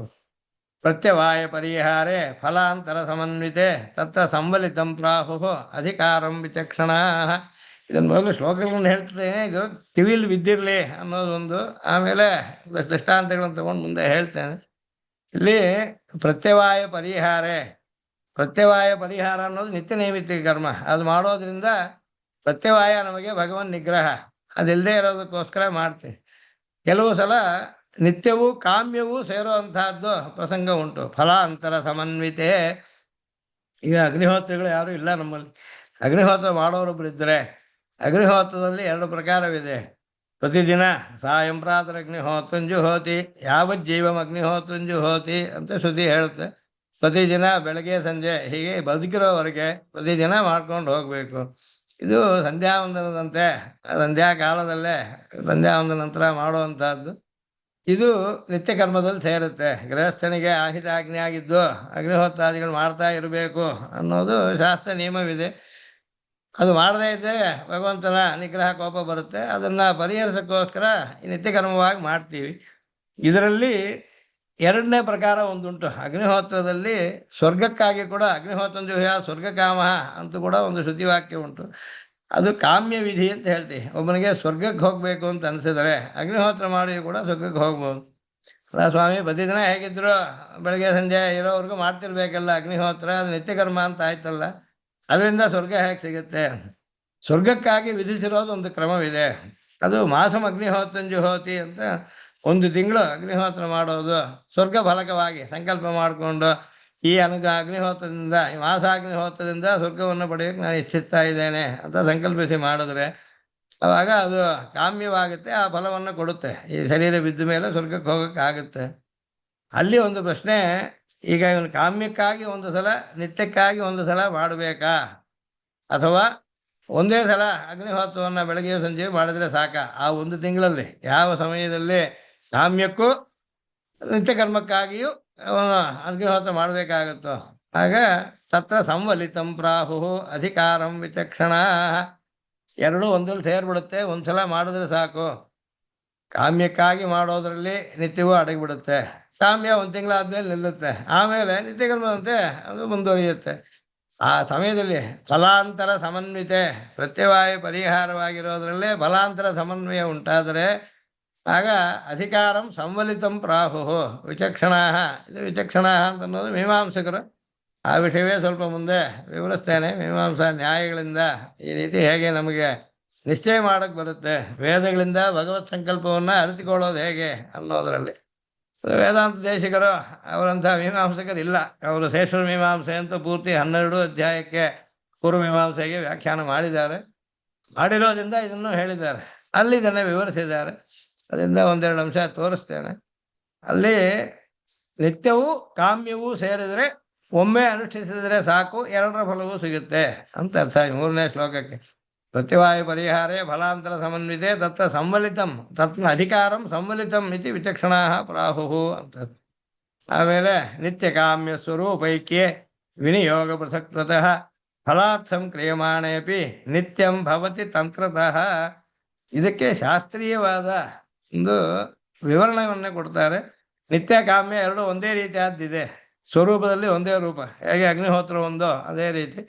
ಈಗ ಇನ್ನೂ ಕೂಡ ನಾವು ಅಮಾವಾಸ್ಯೆ ಸಂಕ್ರಮಣ ಇವುಗಳು ಸೇರುತ್ತೆ, ಅಥವಾ ಅಮಾವಾಸ್ಯೆ ಗ್ರಹಣ ಸೇರುತ್ತೆ. ಅದರಲ್ಲಿ ಒಂದು ನಿತ್ಯ, ಒಂದು ನೈಮಿತ್ತಿಕ. ಈ ನೈಮಿತ್ತಿಕವಲ್ಲದೆ ಆ ಕಾಲದಲ್ಲಿ ಒಂದು ದಾನ ಮುಂತಾದ್ದು ಮಾಡಬಹುದು ಗ್ರಹಣ ಕಾಲದಲ್ಲಿ, ಅದು ಕಾಮ್ಯ. ಅವಾಗ ನಿತ್ಯ ಕಾಮ್ಯಗಳಲ್ಲಿ ಕೆಲಸ ಒಂದೇನೆ ಇವನು ಮಾಡುವಂಥದ್ದು. ಆದರೆ ಆ ಸಂಕಲ್ಪ ಭೇದದಿಂದ, ಕಾಲ ಭೇದದಿಂದ ನಿತ್ಯತ್ವ ಕಾಮ್ಯತ್ವ ಎರಡೂ ಬರ್ಬೋದು ಕೆಲವು ಕಡೆ. ನಿತ್ಯ ಕಾಮ್ಯ ಸ್ವರೂಪೈಕ್ಯೆ ವಿನಿಯೋಗ ಪೃಥಕ್ತಃ. ವಿನಿಯೋಗ ಭೇದದಿಂದ ಒಂದಕ್ಕೆ ಎರಡೂ ಫಲ ಕೊಡುವ ಶಕ್ತಿ ಇದೆ. ಫಲಾರ್ಥಂ ಕ್ರಿಯಮಾಣೇಪಿ ನಿತ್ಯಂ ಭವತಿ ತಂತ್ರತಃ. ಫಲಕ್ಕಾಗಿ ಒಂದು ಕ್ರಿಯೆಯನ್ನು ಮಾಡಿದಾಗಲೂ ನಿತ್ಯವೂ ಮಾಡಿದಾಗ ಆಗುತ್ತೆ. ಅಲ್ಲಿ ಇದಕ್ಕೆ ಒಂದು ಸಿದ್ಧಾಂತ, ಮೀಮಾಂಸಕರಲ್ಲಿ ತಂತ್ರ ಅನ್ನೋದು ಒಂದು ಅವರ ಸಿದ್ಧಾಂತ. ಒಂದೇ ಕೆಲಸಕ್ಕೆ ಎರಡು ಫಲ ಬರುವಂತಹದ್ದು. ಒಬ್ಬ ಪಿತೃತರ್ಪಣ ಮಾಡಬೇಕು ಅಂತ ಹೋಗ್ತಾನೆ. ಮಾವಿನ ಮರದ ಕೆಳಗೆ ಪಿತೃತರ್ಪಣ ಮಾಡಿದರೆ ಮಾವಿನ ಮರಕ್ಕೂ ನೀರು ಸುರಿಸಿದಾಗ ಆಗುತ್ತೆ, ತರ್ಪಣವೂ ಆಗುತ್ತೆ. ಆಮ್ರಾಷ್ಟ ಸಿಕ್ತಾಹ ಪಿತರಶ್ಚ ತೃಪ್ತಾಹ ಏಕಾಕ್ರಿಯಾ ದ್ವ್ಯರ್ಥಕರೀ ಬಭೂವ. ಮಾಡೋದು ಒಂದ್ಸಲ, ಅದೇ ಫಲ ಎರಡು. ಆ ರೀತಿ ತಂತ್ರ ಅಂತ ಹೆಸರು ಅದಕ್ಕೆ. ತಂತ್ರತಃ ಫಲಾರ್ಥಂ ಕ್ರಿಯಮಾಣೇಪಿ ನಿತ್ಯಮಪಿ ಭವತಿ. ಇದು ವಿನಿಯೋಗ ಪೃಥಕ್ತಃ. ಸಂಕಲ್ಪ ಭೇದ, ಸ್ಥಾನಾದಿ ಭೇದ. ಮರದ ಕೆಳಗೆ ಇವನು ಮಾಡೋಕೆ ಜಲ ಅಲ್ಲಿ ಹೋಗಿ ಸೇರುತ್ತೆ, ಅದು ಮರದ ಬೇರೆಗೆ ಹೋದಾಗ ಮರಕ್ಕೆ ತೃಪ್ತಿಯನ್ನು ಕೊಡುತ್ತೆ. ಎರಡು ಸಲ ಬೇರೆ, ಒಂದ್ಸಲ ನೀರು ಗಿಡಗಳಿಗೆಲ್ಲ ನೀರು ಹಾಕಕ್ಕೆ ಒಂದ್ಸಲ, ತರ್ಪಣ ಮಾಡೋದು ಒಂದ್ಸಲ. ಇದು ಬೇರೆ ಬೇರೆ ಆಗಿದ್ದಾಗ ಒಟ್ಟಿಗಾದಾಗ ಕೂಡ ಒಂದೇ ಸಲ ಮಾಡಿದ್ದು ಆದರೆ ಎರಡು ಪ್ರಯೋಜನ, ಆ ರೀತಿ ಆಗೋದುಂಟು. ಹೀಗೆ ಇನ್ನೂ ಕೆಲವು ಮುಂದೆ ಹೇಳ್ತಾರೆ. ಅನುಜ್ಞಾ ಮಾತ್ರ ಸಿದ್ಧೇಶು ಕೈಂಕರ್ಯೇಷು ವಿಚಕ್ಷಣೈ ಅಕೃತೌ ತತ್ಫಲಾಲಾಭ ನತು ದೋಷ ಇತೀರಿತಂ. ಅನುಜ್ಞಾ ಮಾತ್ರ ಕೈಂಕರ್ಯಗಳು. ಮೊದಲು ಏನು ಹೇಳಿದ್ರು ಆಜ್ಞಾ ಕೈಂಕರ್ಯಗಳು, ಅದನ್ನು ಮಾಡದೇ ಇದ್ರೆ ಕೋಪ ಬರುತ್ತೆ. ಆಜ್ಞಾ ಅನುಜ್ಞಾ ಸೇರಿರುವಂತಹದ್ದು ಕೆಲವು ಇರಬಹುದು. ಇದೆ ಬರೀ ಅನುಜ್ಞೆ ಮಾತ್ರ ಇರುವಂತಹದ್ದು ಮುಂದೆ ತಗೊಳ್ತಾರೆ. ಅನುಜ್ಞಾ ಮಾತ್ರ ಸಿದ್ಧೇಶು ಕೈಂಕರ್ಯೇಷು ವಿಚಕ್ಷಣೈ ಅಕೃತೌ, ಮಾಡಲಿಲ್ಲ, ತತ್ಫಲಾಲಾಭ, ಅದರ ಫಲ ಸಿಗೋದಿಲ್ಲ. ನತು ದೋಷ ಇತೀರಿತಂ, ಅದರಿಂದ ದೋಷವೇನು ಉಂಟಾಗೋದಿಲ್ಲ. ಪರಮಾತ್ಮ ಕೋಪಿಸ್ಕೊಳ್ಳಲ್ಲ, ಅವನು ಇದರಿಂದ ಬರೋ ತೃಪ್ತಿ ಬರೋದಿಲ್ಲ. ಈಗ ವೇದಾಂತೇಶಿಗರಿಗೆ ಸ್ತೋತ್ರಗಳೆಲ್ಲ ಬರೆಯೋ ಸಾಮರ್ಥ್ಯ, ಕವಿತ್ವ ಇತ್ತು. ಅವರು ಬೇಕಾದಷ್ಟು ಸಾವಿರಾರು ಶ್ಲೋಕಗಳು ಬರೆದು ತೃಪ್ತಿ ಪಡಿಸೋದು ಪರಮಾತ್ಮನನ್ನು. ನಮಗೆಲ್ಲ ಕವಿತ್ವ ಇಲ್ಲ, ನಾವು ಸ್ತೋತ್ರ ಮಾಡೋಕ್ಕಾಗಲ್ಲ. ಬೇಡ, ನಾವು ಸ್ತೋತ್ರ ಮಾಡಿ ಬರೋ ತೃಪ್ತಿ ನಮಗಿಲ್ಲದೆ ಇದ್ರೂ ಕೂಡ ನೀನು ಯಾಕೆ ಸ್ತೋತ್ರ ಮಾಡಲಿಲ್ಲ ಅಂತ ಅವನೇನು ಕೋಪಿಸ್ಕೊಳ್ಳೋದಿಲ್ಲ. ಈ ರೀತಿ ಅನುಜ್ಞಾ ಮಾತ್ರ ಕೈಂಕರ್ಯಗಳಲ್ಲಿ ಮಾಡಿದ್ರೆ ಲಾಭ, ಇಲ್ಲದೇ ಇದ್ರೆ ತಪ್ಪೇನಿಲ್ಲ, ನಷ್ಟವೇನಿಲ್ಲ. ಹೀಗೆ ಇದನ್ನ 5 ಕಾರಿಕೆಗಳು ಈ ಅಧಿಕಾರದಲ್ಲಿ ಸ್ವಾಮಿ ದೇಶಕರು ಹೇಳಿದ್ದಾರೆ. ಈಗ ಕೊನೆ ಶ್ಲೋಕದಲ್ಲಿ ಹೇಳಿದಂತೆ ನೋಡೋಣ. ಆದೇಹೇ ನಿಯಮಯಿತು ಅಭಿಮತಂ ಬುಧೈ ನಿಪುಣಂ ಅನ್ವೇಷಣ ಪ್ರಕಾರ. ನಿಪುಣಂ ಅನ್ವಿಚ್ಛತಿ ಬುಧ ಅಂತ ಹೇಳಿದ್ದಾರೆ. ನಿಯಮಯಿತರು ಆದೇರ್ ಅಭಿಮತಂ ಏನೇನು ಹೇಳಿದ್ದಾರೆ ಅಂತ ಒಂದು ಪಟ್ಟಿ ಮಾಡ್ಕೊಂಡ್ವಿ ಅಂದ್ರೆ, ಶ್ರುತಿ ಸ್ಮೃತಿ ಆಚಾರೈ ಅಂತಂದ್ರು. ಶ್ರುತ್ಯ ವರ್ಣಾಶ್ರಮ ಧರ್ಮಗಳು, ಸತ್ಯಂವದ ಧರ್ಮಂಚರ, ಆಹಾರ ಸಂಧ್ಯಾಮುಪಾಸೀತ, ಸಾಯಂಪಾದ ಅಗ್ನಿಹೋತ್ರಂ ಜುಹೋತಿ, ಹೀಗೆ ಸ್ವಾಧ್ಯಾಯ ಪ್ರವಚನಾಭ್ಯಾಮ್ ನ ಪ್ರಮದಿತವ್ಯಂ, ಈ ರೀತಿ ಇರೋದಲ್ಲ. ಅದರಲ್ಲೇ ಮಾಡಬೇಕಾದ್ದು ಮಾಡಬಾರದ್ದು ವಿಧಿ ನಿಷೇಧ ರೂಪವಾಗಿರುವಂತಹದ್ದು ವರ್ಣಾಶ್ರಮ ಧರ್ಮ ಮುಂತಾದ್ದು. ಶ್ರುತ್ಯ ಅದೇ ಪ್ರಮಾಣ. ಅದರಲ್ಲಿ ಸ್ಮೃತ್ಯ ಶ್ರುತಿಯಲ್ಲಿ ಸ್ಪಷ್ಟವಾಗಿ ನಮಗೆ ತಿಳಿಯಿದೆ. ಆದರೆ ಸ್ಮೃತಿಗಳಲ್ಲಿ ಹೇಳಿರೋದು ಇದಕ್ಕೆ ಆಧಾರಭೂತ ಶ್ರುತಿ ಇದೆ ಅಂತ ಅನುಮಾನ ಮಾಡುವಂತಹದ್ದು. ಅಷ್ಟಕಾ ಶ್ರಾದ್ದ ಮುಂತಾದ್ದು ಇದು ಸ್ಮೃತಿಯಲ್ಲಿ ಮಾತ್ರ ಇದೆ. ಶ್ರುತಿಯಲ್ಲಿ ಅಷ್ಟಕಾಸು ಶ್ರಾದ್ದಂ ಕುರ್ವೀತ ಅಂತ ವಾಕ್ಯ ಕಾಣೋದಿಲ್ಲ. ಆದರೆ ಏಕಾಷ್ಟಕ ಅಂತ ಅನ್ನೋದ್ರ ಬಗ್ಗೆ ಶ್ರುತಿಯಲ್ಲಿದೆ. ಅದನ್ನಿಟ್ಟು ಮಹರ್ಷಿಗಳೆಲ್ಲ ಆಪಸ್ತಂಭ ಮನ್ವಾದಿಗಳು ಹೇಳಿರೋದು. ಅಲ್ಲಿ ಶ್ರುತಿ ವ್ಯಕ್ತವಾಗಿ ತಿಳಿದಿದ್ದಾಗಲೂ ಕೂಡ ಸ್ಮೃತಿ ಪ್ರಮಾಣ, ಅನುಮಿತ ಶ್ರುತಿ ಪ್ರಮಾಣಕ. ಹೀಗೆ ಮುಂದೆ ಆಚಾರೈ, ಶ್ರುತಿ ಸ್ಮೃತಿ ಆಚಾರೈ ಅಂತ ಹೋಲಾಕಾಧಿಕರಣ ಅಂತ ಒಂದು, ಈ ಹೋಲಿ ಅಂತ ಕೆಲವರು ಹಬ್ಬ ಮಾಡ್ತಾರೆ. ಉತ್ತರ ಭಾರತದಲ್ಲಿ ಹೆಚ್ಚಿದೆ ಅದು. ಆ ರೀತಿ ಅದಕ್ಕೆ ಹೋಲಾಕ ಅಂತ ಹೇಳೋದು. ಒಂದು ಹೋಲಿಕಾ ದಹನ ಅಂತ ಮಾಡ್ತಾರೆ. ವಸಂತೋತ್ಸವ ಅಂತ ಹೇಳೋದುಂಟು. ನಮ್ಮಲ್ಲಿ ಕೂಡ ಆಗಮೋಕ್ತವಾದ್ದು ಅನೇಕ ಈ ರೀತಿ ಅದರಲ್ಲಿ ಸೇರುತ್ತೆ.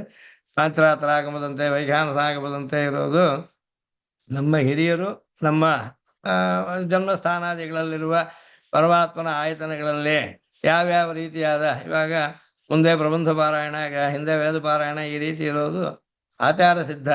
ಇದು ಶ್ರುತಿಯಲ್ಲಿ ಸ್ಮೃತಿಯಲ್ಲಿ ಹೇಳಕ್ ಆಗೋದಿಲ್ಲ. ಯಾವ ದೇವತೆಗೆ ಎಲ್ಲಿ ಯಾರು ಯಾವ ಊರಲ್ಲಿ ಹೇಗೆ ಮಾಡಬೇಕು ಅಂತ ಅಷ್ಟು ವಿಸ್ತಾರ ನಮಗೆ ಸಿಗೋದಿಲ್ಲ.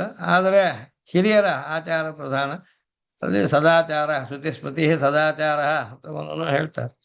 ಹೋಲಾಕಾದಿಗಳು, ವಸಂತೋತ್ಸವಾದಿ, ಸ್ವಮತಿ ಗತಿಭಿ. ಈಗ ಶಾಸ್ತ್ರೇ ವಿಕಲ್ಪಿತೇಶು ಆತ್ಮನಸ್ತುಷ್ಟಿ, ತನಗಿಷ್ಟವಾದದ್ದು. ಇದನ್ನ ಭಾಷ್ಯಕಾರರು ನಿತ್ಯ ಗ್ರಂಥದಲ್ಲಿ ಹೇಳ್ತಾರೆ. ಪರಮೈಕಾಂತಿ ಆದವನಿಗೆ ಪ್ರತಿದಿನ ಭಗವದ್ ಆರಾಧನೆ ಹೇಗೆ ಮಾಡಬೇಕು ಅನ್ನೋದನ್ನು ತಿಳಿಸೋದಕ್ಕಾಗಿ ನಿತ್ಯ ಗ್ರಂಥ ಎಂಬ ಒಂದು ಭಾಷ್ಯಕಾರರ ಅನುಷ್ಠಾನ ಪ್ರಧಾನ ಗ್ರಂಥ ಒಂದಿದೆ.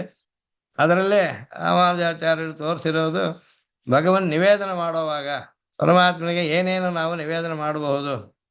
ಆಗ ನೈವೇದ್ಯಕ್ಕೆ ಶಾಸ್ತ್ರದಲ್ಲಿ ಸಾತ್ವಿಕ ಆಹಾರ ಅಂತ ಹೇಳಿರೋದರಲ್ಲಿ ಯಾವುದಾದ್ರೂ ತನಗಿಷ್ಟವಾದ್ದನ್ನ ಪರಮಾತ್ಮನಿಗೆ ನೈವೇದ್ಯ ಮಾಡಬಹುದು. ಅವನಿಗೆ ಇಷ್ಟ ಅಂತ ಒಂದಿಲ್ಲ. ಆದ್ದರಿಂದ ಆದರೆ ನೀನು ಸ್ವೀಕರಿಸುವಾಗ ಸಾತ್ವಿಕ ಆಹಾರವನ್ನೇ ಸ್ವೀಕರಿಸಬೇಕು ಅಂತ ಶಾಸ್ತ್ರ ನಮಗೆ ವಿಧಿ ಮಾಡಿದೆ. ಅದರ ಅನುಗುಣವಾಗಿ ತಿನ್ನೋದನ್ನ ಭಗವಂತನಿಗೆ ಸಮರ್ಪಣೆ ಮಾಡದೆ ತಿನ್ನೋ ಹಾಗಿಲ್ಲ. ಕೇವಲ ಆಗೋ ಭೌತಿ ಕೇವಲ ಆದಿ ಅಂತಿದೆ. ಆಗ ಶಾಸ್ತ್ರದಲ್ಲಿ ಸಾತ್ವಿಕ ಆಹಾರ ಅಂತ ಹೇಳಿರೋದ್ರಲ್ಲಿ ತರಕಾರಿ ಇಟ್ಕೊಳ್ಳೋಣ ಅಥವಾ ಹಣ್ಣು ಇಟ್ಕೊಳ್ಳೋಣ. ಅಡಿಗೆ ಮಾಡೋದ್ರಲ್ಲಿ ಯಾವ ರೀತಿ ಯಾರಿಗೆ ಏನು ಇಷ್ಟ ಅಂತ, ಅಲ್ಲಿ ಪರಮಾತ್ಮನಿಗೆ ಇದೇ ಇಷ್ಟ ಅಂತಲ್ಲ. ಯಾರು ಆರಾಧಕನ ಇಷ್ಟದಂತೆಯೂ ಕೂಡ. ಆದರೆ ಅದು ಸಾತ್ವಿಕ ಆಹಾರವಾಗಿ ಇರಬೇಕಾದ್ದು. ಅದನ್ನ ಪರಮಾತ್ಮನಿಗೆ ಸಮರ್ಪಣೆ ಮಾಡಬಹುದು. ಕಾಫಿ ಟೀ ಎಲ್ಲ ಸಮರ್ಪಣೆ ಮಾಡಬಹುದಾ ಅಂತ ಒಬ್ರು ಪ್ರಶ್ನೆ ಮಾಡಿದ್ರು. ಮಾಡೋ ಹಾಗಿಲ್ಲ ಅಂತ. ನೀವು ಕುಡಿಯೋದಿದ್ರೆ ನೀವು ಸ್ವಂತವಾಗಿ ಮಾಡಬೇಕು, ಅದು ಪರಮಾತ್ಮನ ಮಧ್ಯೆ ತರೋ ಹಾಗಿಲ್ಲ. ಹೀಗೆ ಕಾರಣ ಇಷ್ಟೇ, ಅದು ಶಾಸ್ತ್ರ ವಿಹಿತ ಅಂತಲ್ಲ. ಅದಕ್ಕೆ ಶಾಸ್ತ್ರೇ ವಿಕಲ್ಪಿತೇಶು. ಸಾತ್ವಿಕ ಆಹಾರದಲ್ಲಿ ಯಾವುದನ್ನಾದರೂ, ಈಗ ಒಬ್ಬೊಬ್ಬರ ಮನೆಯಲ್ಲಿ ಶ್ರೀ ಜಯಂತಿ ಬರೋ ಕಾಲದಲ್ಲಿ, ಗೋಕುಲಾಷ್ಟಮಿ ಕಾಲದಲ್ಲಿ ಎಷ್ಟು ಇದು ಭಕ್ಷಣಗಳು ಮಾಡ್ತಾರೆ ಅನ್ನೋದ್ರಲ್ಲಿ ಇದಕ್ಕೆ ಶಾಸ್ತ್ರ. ನೀವು ಪರಮಾತ್ಮನನ್ನು ಪೂಜೆ ಮಾಡೋದೇ ಕೂಡ ಸದಾಚಾರ ಸಿದ್ಧವಾಗಿದೆ. ಸದಾಚಾರದಲ್ಲಿ ಆಹ್ನಿಕ ಸಿದ್ಧವಾಗಿದೆ. ನಮ್ಮ ಪೂರ್ವಾಚಾರ್ಯರು ಹೇಳ್ಕೊಟ್ಟಿರೋ ಹಾಗಿದೆ. ಆ ಮಾರ್ಗದಲ್ಲಿ ಒಬ್ಬರು 4 ಬಗೆಯದ್ದು ಮಾಡಿದ್ರು ಭಕ್ಷಣಗಳು, ಒಬ್ಬರು 50 ಮಾಡಿದ್ರು ಸ್ವಾಮಿ. ಅದರಲ್ಲೇ ಆತ್ಮನ ತುಷ್ಟಿರೇವ. ಇಲ್ಲಿ ಕಾಳಿದಾಸ ಹೇಳಿರೋದು ಕೂಡ ಗಮನಿಸ್ಬೇಕು. ಕಣ್ವಾಶ್ರಮದಲ್ಲಿ ದುಷ್ಯಂತ ಅವನ ಕ್ಷತ್ರಿಯ ರಾಜ ಬರೋ ಕಾಲದಲ್ಲಿ ಅಲ್ಲಿ ಶಕುಂತಲೆಯನ್ನು ನೋಡ್ತಾನೆ. ಶಕುಂತಲೆ ಮೇಲೆ ಆಸೆ ಉಂಟಾಗುತ್ತೆ. ಆದರೆ ಮನಸ್ಸಲ್ಲಿ ತಕ್ಷಣ ಒಂದು ಭಯವೂ ಬರುತ್ತೆ. ಇನ್ನೂರು ಮಹರ್ಷಿ ಅವರು ಬ್ರಾಹ್ಮಣೋತ್ತಮರಲ್ಲ. ಒಂದು ವೇಳೆ ಅವ್ರ ಮಗಳಾಗಿದ್ದರೆ ಇವಳು, ಆಗ ನಾನು ಅವಳನ್ನ ಆಸೆ ಪಡಬಹುದಾ ಅಂತ ಜೊತೆಗೆ ಸಂದೇಹ ಬರುತ್ತೆ. ಆಗ ಅವನು ಹೇಳ್ಕೊಳ್ತಾನೆ, ಯಾರ ಹತ್ರ ಹೇಗೆ ವಿಚಾರ ಮಾಡಿ ತಿಳ್ಕೊಳಕ್ ದಾರಿ ಇಲ್ಲ, ಸರಿ ಅಂತಲೇ ಅನ್ಸುತ್ತೆ ನನಗೆ ಅಂತಾನ ಅವನಲ್ಲಿ. ಸತಾಂಹಿ ಸಂದೇಹ ಪದೇಶು ವಸ್ತುಷು ಪ್ರಮಾಣಂ ಅಂತಃಕರಣ ಪ್ರವೃತ್ತಯ. ನನಗೆ ನನ್ನ ಮನಸ್ಸು ಆರ್ಯವಾದ ಮನಸ್ಸು, ಒಳ್ಳೆ ಸಂಸ್ಕಾರಗೊಂಡಿರುವಂತಹದ್ದು, ಅಂಥ ಮನಸ್ಸಲ್ಲಿ ಒಂದು ಆಸೆ ಸ್ಫುರಿಸಿದರೆ ಸರಿಯಾಗೇ ಇರಬೇಕು ಅಂತ ಅನ್ಕೊಂಡ. ಆಮೇಲೆ ಗೊತ್ತಾಗುತ್ತೆ ಶಕುಂತಲೆ ಅವ್ರ ಮಗಳಲ್ಲ, ಸಣ್ಣವರು ಬ್ರಹ್ಮಚಾರಿಯಾಗೇ ಇದ್ದಾರೆ ಅಂತ ಗೊತ್ತಾಗುತ್ತೆ. ಆಮೇಲೆ ವಿಶ್ವಾಮಿತ್ರಿಗೆ ಮೇನಕೆಗೆ ಹುಟ್ಟಿದವಳು ಅಂತ ತಿಳಿದು ಇವರು ಬರೀ ಬೆಳೆಸಿದ್ದಾರೆ. ಸರಿ, ಕ್ಷತ್ರಿಯಗಳು ಕ್ಷತ್ರಿಯನಿಗೆ ಸರಿ ಹೋಯ್ತು ಅಂತ ಅಂದ್ಕೊಳ್ತಾನೆ. ಅದೆಲ್ಲ ಸ್ವಮತಿ ಗತಿಭಿಹಿ ಅನ್ನೋದರಲ್ಲಿ ಶಾಸ್ತ್ರದಲ್ಲಿ ವಿಕಲ್ಪ ಹೇಳಿರೋ ಕಡೆಯಲ್ಲಿ ತನಗಿಷ್ಟವಾದನ್ನು ಕೂಡ ಅಲ್ಲಿ ಕೆಲವು ಅದಕ್ಕೆ ಬೇಕಾದ ನಿಯಮಗಳನ್ನ ಶಬ್ದಗಳಲ್ಲಿ ಹೇಳ್ತಾರೆ ಭಾಷಿಕಾರರು. ಅಲ್ಲಿ ಜಾತ್ಯಾಶ್ರಯ ನಿಮಿತ್ತ ಅದುಷ್ಟೈಹಿ ಅನ್ನೈಹಿ, ಪರಮಾತ್ಮನಿಗೆ ನೈವೇದ್ಯ ಮಾಡಬೇಕು ಅನ್ನುವಾಗ ಜಾತಿ ದುಷ್ಟ ಕೆಲವು, ಆಶ್ರಯ ದುಷ್ಟ ಕೆಲವು, ನಿಮಿತ್ತ ದುಷ್ಟ, ಕಾಲ ದುಷ್ಟ, ಹೀಗೆಲ್ಲ ಅನೇಕ ಅನ್ನದಲ್ಲಿ ದೋಷಗಳನ್ನ ವರ್ಜಿಸಿ ಸಾತ್ವಿಕವಾದ ಆಹಾರದಲ್ಲಿ ಆತ್ಮನಶ್ಚ ಇಷ್ಟಾನಿ ಅಂತ ಒಂದು ಪದ ಪ್ರಯೋಗಿಸಿದ್ದಾರೆ ಭಾಷಿಕಾರರಲ್ಲಿ. ಆತ್ಮನ ತುಷ್ಟಿಗೆ ಸ್ವಮತಿ ಗತಿಭಿಹಿ, ಇದು ವಿಕಲ್ಪ ಇರೋ ಕಡೆ ಮಾತ್ರ. ಬರೇ ಶ್ರೀರಂಗಕ್ಕೆ ಹೋಗೋದ, ತಿರುಪತಿಗೆ ಹೋಗೋದ, ಕಾಂಚೀಪುರಕ್ಕೆ ಹೋಗೋದ, ಮೇಲ್ಕೋಟೆಗೆ ಹೋಗೋದ ಅನ್ನೋದರಲ್ಲಿ ಆತ್ಮನ ಸೃಷ್ಟಿ ಖಂಡಿತ. ಯಾವುದೋ ಒಂದು ವಿದೇಶ ಯಾತ್ರೆ ಮಾಡಬೇಕು ಅಂದ್ಕೊಂಡ್ರೆ ಯಾಕೆ ಇದು ಯಾಕಿಲ್ಲ ಅಂತ ಆಕ್ಷೇಪಿಸಬೇಕಾಗಿಲ್ಲ. ಆ ರೀತಿ ಆದ್ರಲ್ಲಿ ನಮಗೂ ಕೂಡ ಸ್ವಾತಂತ್ರ್ಯ ಇದೆ ಪರಿಮಿತವಾದ ಅಂಶಗಳಲ್ಲಿ. ಇದರ ನಂತರ ಧರ್ಮ್ಯೈ ಶುದ್ಧ ಮನಸಾಂ ಸುಸಂಕಲ್ಪೈ ಧರ್ಮ್ಯೈ, ಆಚಾರ್ಯ ನಿಯಮನ ಅಂತ ಕೆಲವು ಸಲ ಕೆಲವನ್ನು ಮಾಡಬೇಕಾಗತ್ತೆ. ಕೆಲವರಿಗೆ ಆಚಾರ್ಯ ನೋಡಿ, ಅಯ್ಯ ಒಬ್ಬ ಬ್ರಹ್ಮಚಾರಿನ ನೋಡಿ ಈ ಹೆಣ್ಣು ಈ ವಧು ಬಹಳ ಗುಣವತಿ ಆಗಿದ್ದಾಳೆ, ಮದುವೆ ಮಾಡ್ಕೋ ಅಂತ ಹೇಳ್ತಾರೆ ಅಂತ. ಈಗ ಆಚಾರ್ಯ ಗುರು ನಿಯಮನದಂತೆ ಮಾಡಬಹುದು. ಇಲ್ಲಿ ವ್ಯಾಖ್ಯಾನದಲ್ಲಿ ತೋರಿಸಿರೋದು ತಾಟಕ ವಧವನ್ನ ದೃಷ್ಟಾಂತವಾಗಿ ತೋರಿಸಿದ್ದಾರೆ. ವಚನಂ ಕೌಶಿಕಸ್ಯೇತಿ ಕರ್ತವ್ಯಂ ಅವಿಶಂಕೆಯ ಅಂತ ರಾಮಾಯಣದಲ್ಲಿ ವಾಲ್ಮೀಕಿ ಹೇಳ್ತಾರೆ. ರಾಮನಿಗೆ ಧನುರ್ವಿದ್ಯೆಯನ್ನೆಲ್ಲ ಕರೆಸಿಕೊಟ್ರು ವಿಶ್ವಾಮಿತ್ರರು. ಮುಂದೆ ಹೋಗ್ತಿರೋವಾಗ ಮಧ್ಯೆ ತಾಟಕೆ ಅಡ್ಡವಾಗ್ತಾಳೆ. ತಾಟಕೆಯನ್ನು ಕೊಲ್ಲು ಅಂತ ವಿಶ್ವಾಮಿತ್ರ ಹೇಳ್ತಾರೆ. ಸ್ವಾಮಿ, ನೀವು ಹೇಳ್ಕೊಟ್ಟ ಧನುರ್ವಿದ್ಯೆಯಲ್ಲಿ ಇದು ಸೇರ್ಲಿಲ್ವಲ್ಲ, ಹೆಂಗಸರೊಡನೆ ಯುದ್ಧ ಮಾಡೋದು ಕೊಲ್ಲೋದು ಅದ್ರಲ್ಲಿ ಸೇರಿಲ್ವಲ್ಲ ಅಂತ ಇವನಿಗೆ ಒಂದು ಸಂದೇಹ ಬರುತ್ತೆ ರಾಮನಿಗೆ. ಆಗ ಇದಕ್ಕೆ ಪ್ರಮಾಣ ಹುಡುಕ್ಬೇಡ, ವಚನಂ ಕೌಶಿಕಸ್ಯ ಇದು ಕರ್ತವ್ಯಂ ಅವಿಶಂಕೆಯ, ಸಂದೇಹ ಪಟ್ಕೋಬೇಡ ಅಂತ ಅಂದ್ಬಿಟ್ರು. ಹಾಗೆ ಗುರು ನಿಯಮನ ಮುಂತಾದ್ದು ಶುದ್ಧ ಮನಸ ಸುಸಂಕಲ್ಪೈ ಧರ್ಮ್ಯೈ, ಅದು ಧರ್ಮವನ್ನು ಮೀರಿದ್ದಾಗೋದಿಲ್ಲ ಅಂಥದ್ದು. ಆ ರೀತಿಯಾದ ಹಿರಿಯರ ಆದೇಶದಿಂದ ಮಾಡುವಂಥದ್ದು ಇದು ಒಂದು ರೀತಿ. ಪರಮಾತ್ಮನಿಗೆ ಇದು ಇಷ್ಟ, ನಾವು ಅರ್ಥಕೊಳ್ತೇವೆ. ಹೀಗೆ ಕುಲ ಸಮಯೈ, ಕುಲಚರಣ ದೇಶಾದಿ ಸಮಯ, ಇಲ್ಲಿ ಸಮಯ ಅಂತ ಅನ್ನೋದು ಎಲ್ಲದಲ್ಲೂ ಸೇರುತ್ತೆ. ಕುಲ ಸಮಯೈ ಅನ್ನೋದರಲ್ಲಿ ಈಗ ನಾವು ಶಿಖೆ ಇಟ್ಕೋಬೇಕು ಎಲ್ರು. ಶಿಖೆಯಲ್ಲಿ ಅನೇಕ ಬಗೆಗಳುಂಟು. ಈಗ ಚೋಳ ದೇಶದಲ್ಲಿ ಮುಂದ್ಗಡೆ ಗಂಟು ಹಾಕ್ಕೊಳ್ತಾರೆ ಶಿಖೆಯನ್ನ, ನಾವು ಹಿಂದೆ ಗಂಟು ಹಾಕ್ಕೊಳ್ತೀವಿ. ಇನ್ನು ಸಿಕ್ಕು ಮುಂತಾದವ್ರಲ್ಲಿ ಮಧ್ಯೆ ಇಟ್ಕೊಳ್ತಾರೆ. ಆ ರೀತಿ ಇದೆ. ಇದು ಶಿಖಾ ಪ್ರಕಾರ ಮುಂತಾದ್ದೆಲ್ಲ. ಯಾತಕ್ಕೆ ಕುಲಾಚಾರ ಬೇಕು ಅಂತಂದ್ರೆ ಏನಾಸೆ ಪಿತರೋ ಯಾತಃ ಏನ ಯಾತಃ ಪಿತಾಮಹ ಅಂತ ಮನು ಹೇಳೋ ಹಾಗೆ ಪಿತೃಪಿತಾಮಹ ಪ್ರಪಿತಾಮಹ ಹೋದ ದಾರಿಯಲ್ಲಿ ಕೆಲವು ಅನುಷ್ಠಾನಗಳು ನಡೆಯುತ್ತೆ. ಇದು ಭಗವತ್ ಪ್ರೀತಿಕರ ಅವರವ್ರಿಗೆ. ಹಾಗೆ ಆಳ್ವಾರುಗಳ ಪೈಕಿ ಹಿರಿಯ ಆಳ್ವಾರು ಪೂರ್ವ ಶಿಖರು, ಅವರಿಗೆ ಶಿಖೆ ಮುಂದ್ಗಡೆ ಗಂಟು ಹಾಕ್ಕೊಳ್ತಾ ಇದ್ರು. ಈ ರೀತಿ ಇಂಥದ್ದು ಅಂದರೆ ಅವ್ರವ್ರ ಮನೆಗಳಲ್ಲಿ ಇವಾಗ ಸಾಧ್ಯಾದಿಗಳಲ್ಲಿ ಯಾರು ತಂದೆ ತಾತ ಮುತ್ತಾತ ಹೇಗೆ ಮಾಡಿರ್ತಾರೋ ಆ ರೀತಿ ಒಂದು ಪದ್ಧತಿಗಳಲ್ಲಿ ಕೆಲವು ಎಲ್ಲರೂ ಒಂದೇ ರೀತಿ ಮಾಡಲ್ಲ. ಆದರೆ ಅವರವರ ಹಿರಿಯರು ಮಾಡದಂತೆ ಮಾಡಿಕೊಡೋದು ಭಗವತ್ ಪ್ರೀತಿಗೆ ಕಾರಣವಾಗಿಬಿಡುತ್ತೆ. ಅಲ್ಲಿ ವೈವಿಧ್ಯ ಇದ್ರೂ ತಪ್ಪಿಲ್ಲ ಅಂತ. ಅದು ಸಮಯದಿಂದ ಏರ್ಪಡುತ್ತೆ, ಒಂದು ಕಟ್ಟುಪಾಡು ಹಿರಿಯರು ಏರ್ಪಡಿಸಿರೋದು.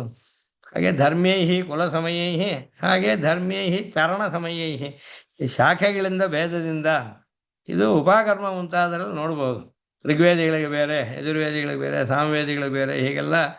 ಹಾಗೆ ಸಂಧ್ಯಾವಂದನದಲ್ಲಿಯೂ ಕೂಡ ಅವರವ್ರಿಗೆ ಮಂತ್ರಗಳು ಬೇರೆ, ಪ್ರಕಾರಗಳು ಬೇರೆ, ಪ್ರಾಯಶ್ಚಿತ್ತಾದಿಗಳಲ್ಲಿ ಮಂತ್ರಗಳು ಬೇರೆ, ಹೀಗೆಲ್ಲ ಇದೆ.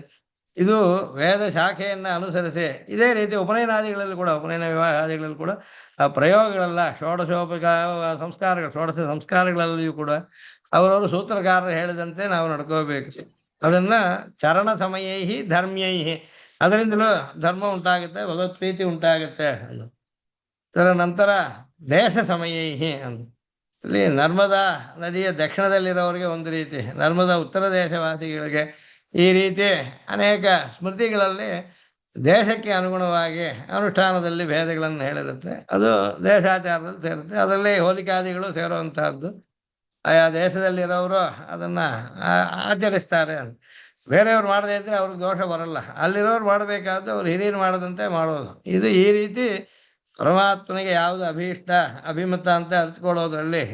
ಆಮೇಲೆ ನಿಯೋಗೈಹಿ ಯೋಗ್ಯಾನಾಂ ಅಂತ ಧರ್ಮ್ಯೈ ಪ್ರತಿಷ್ಠಾಪಿತ ವೇದಾಂತಃ ಪ್ರತಿಕ್ಷಿಪ್ತ ಬಹಿರ್ಮತಃ ಭೂಯಾಸ್ತ್ರೈವಿಧ್ಯಮಾನ್ಯಸ್ತ್ವಂ ಭೂರಿ ಕಲ್ಯಾಣ ಭಾಜನಂ ಅಂತ ವೇದಾಂತ ದೇಶಿಗರಿಗೆ ನಡಾದೂರಮ್ಮಾಳವರು ಒಂದು ಅನುಗ್ರಹ ಮಾಡಿದರು.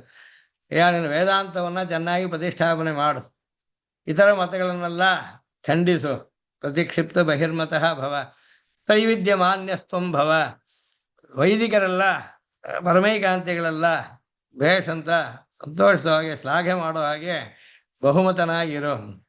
ಹೀಗೆ ನೀನು ಎಲ್ಲ ಕ್ಷೇಮಗಳನ್ನು ಪಡೆಯುವವನಾಗು, ಭೂರಿ ಕಲ್ಯಾಣ ಭಾಜನಂ ಅಂತ ಇದು ಅನುಗ್ರಹ ಮಾಡಿದೆ. ಇದು ಎಲ್ರಿಗೂ ಹೇಳೋಕ್ಕಾಗೋದಿಲ್ಲ, ಎಲ್ರಿಗೂ ಮಾಡೋಕ್ಕೂ ಆಗೋದಿಲ್ಲ. ಆಗ ಯೋಗ್ಯಾನಾಂ ನಿಯೋಗೈಹಿ ಅದು ಧರ್ಮೀಯವಾಗಿರುವಂಥ ಇದು ಕಂಚಿಯಲ್ಲಿ ವರದಾಯ ಸ್ವಾಮಿಯ ಸನ್ನಿಧಿಯಲ್ಲಿ ಆ ಪ್ರಾಕಾರದಲ್ಲಿರುವ ಕಾಲಕ್ಷೇಪ ಗೋಷ್ಠಿಯಲ್ಲಿ ನಡೆದಿದ್ದಾದ್ರಿಂದ ಇದು ವರದರ ಅನುಗ್ರಹವಿದೆ ಅನ್ನೋದು ಗೊತ್ತಾಗುತ್ತೆ.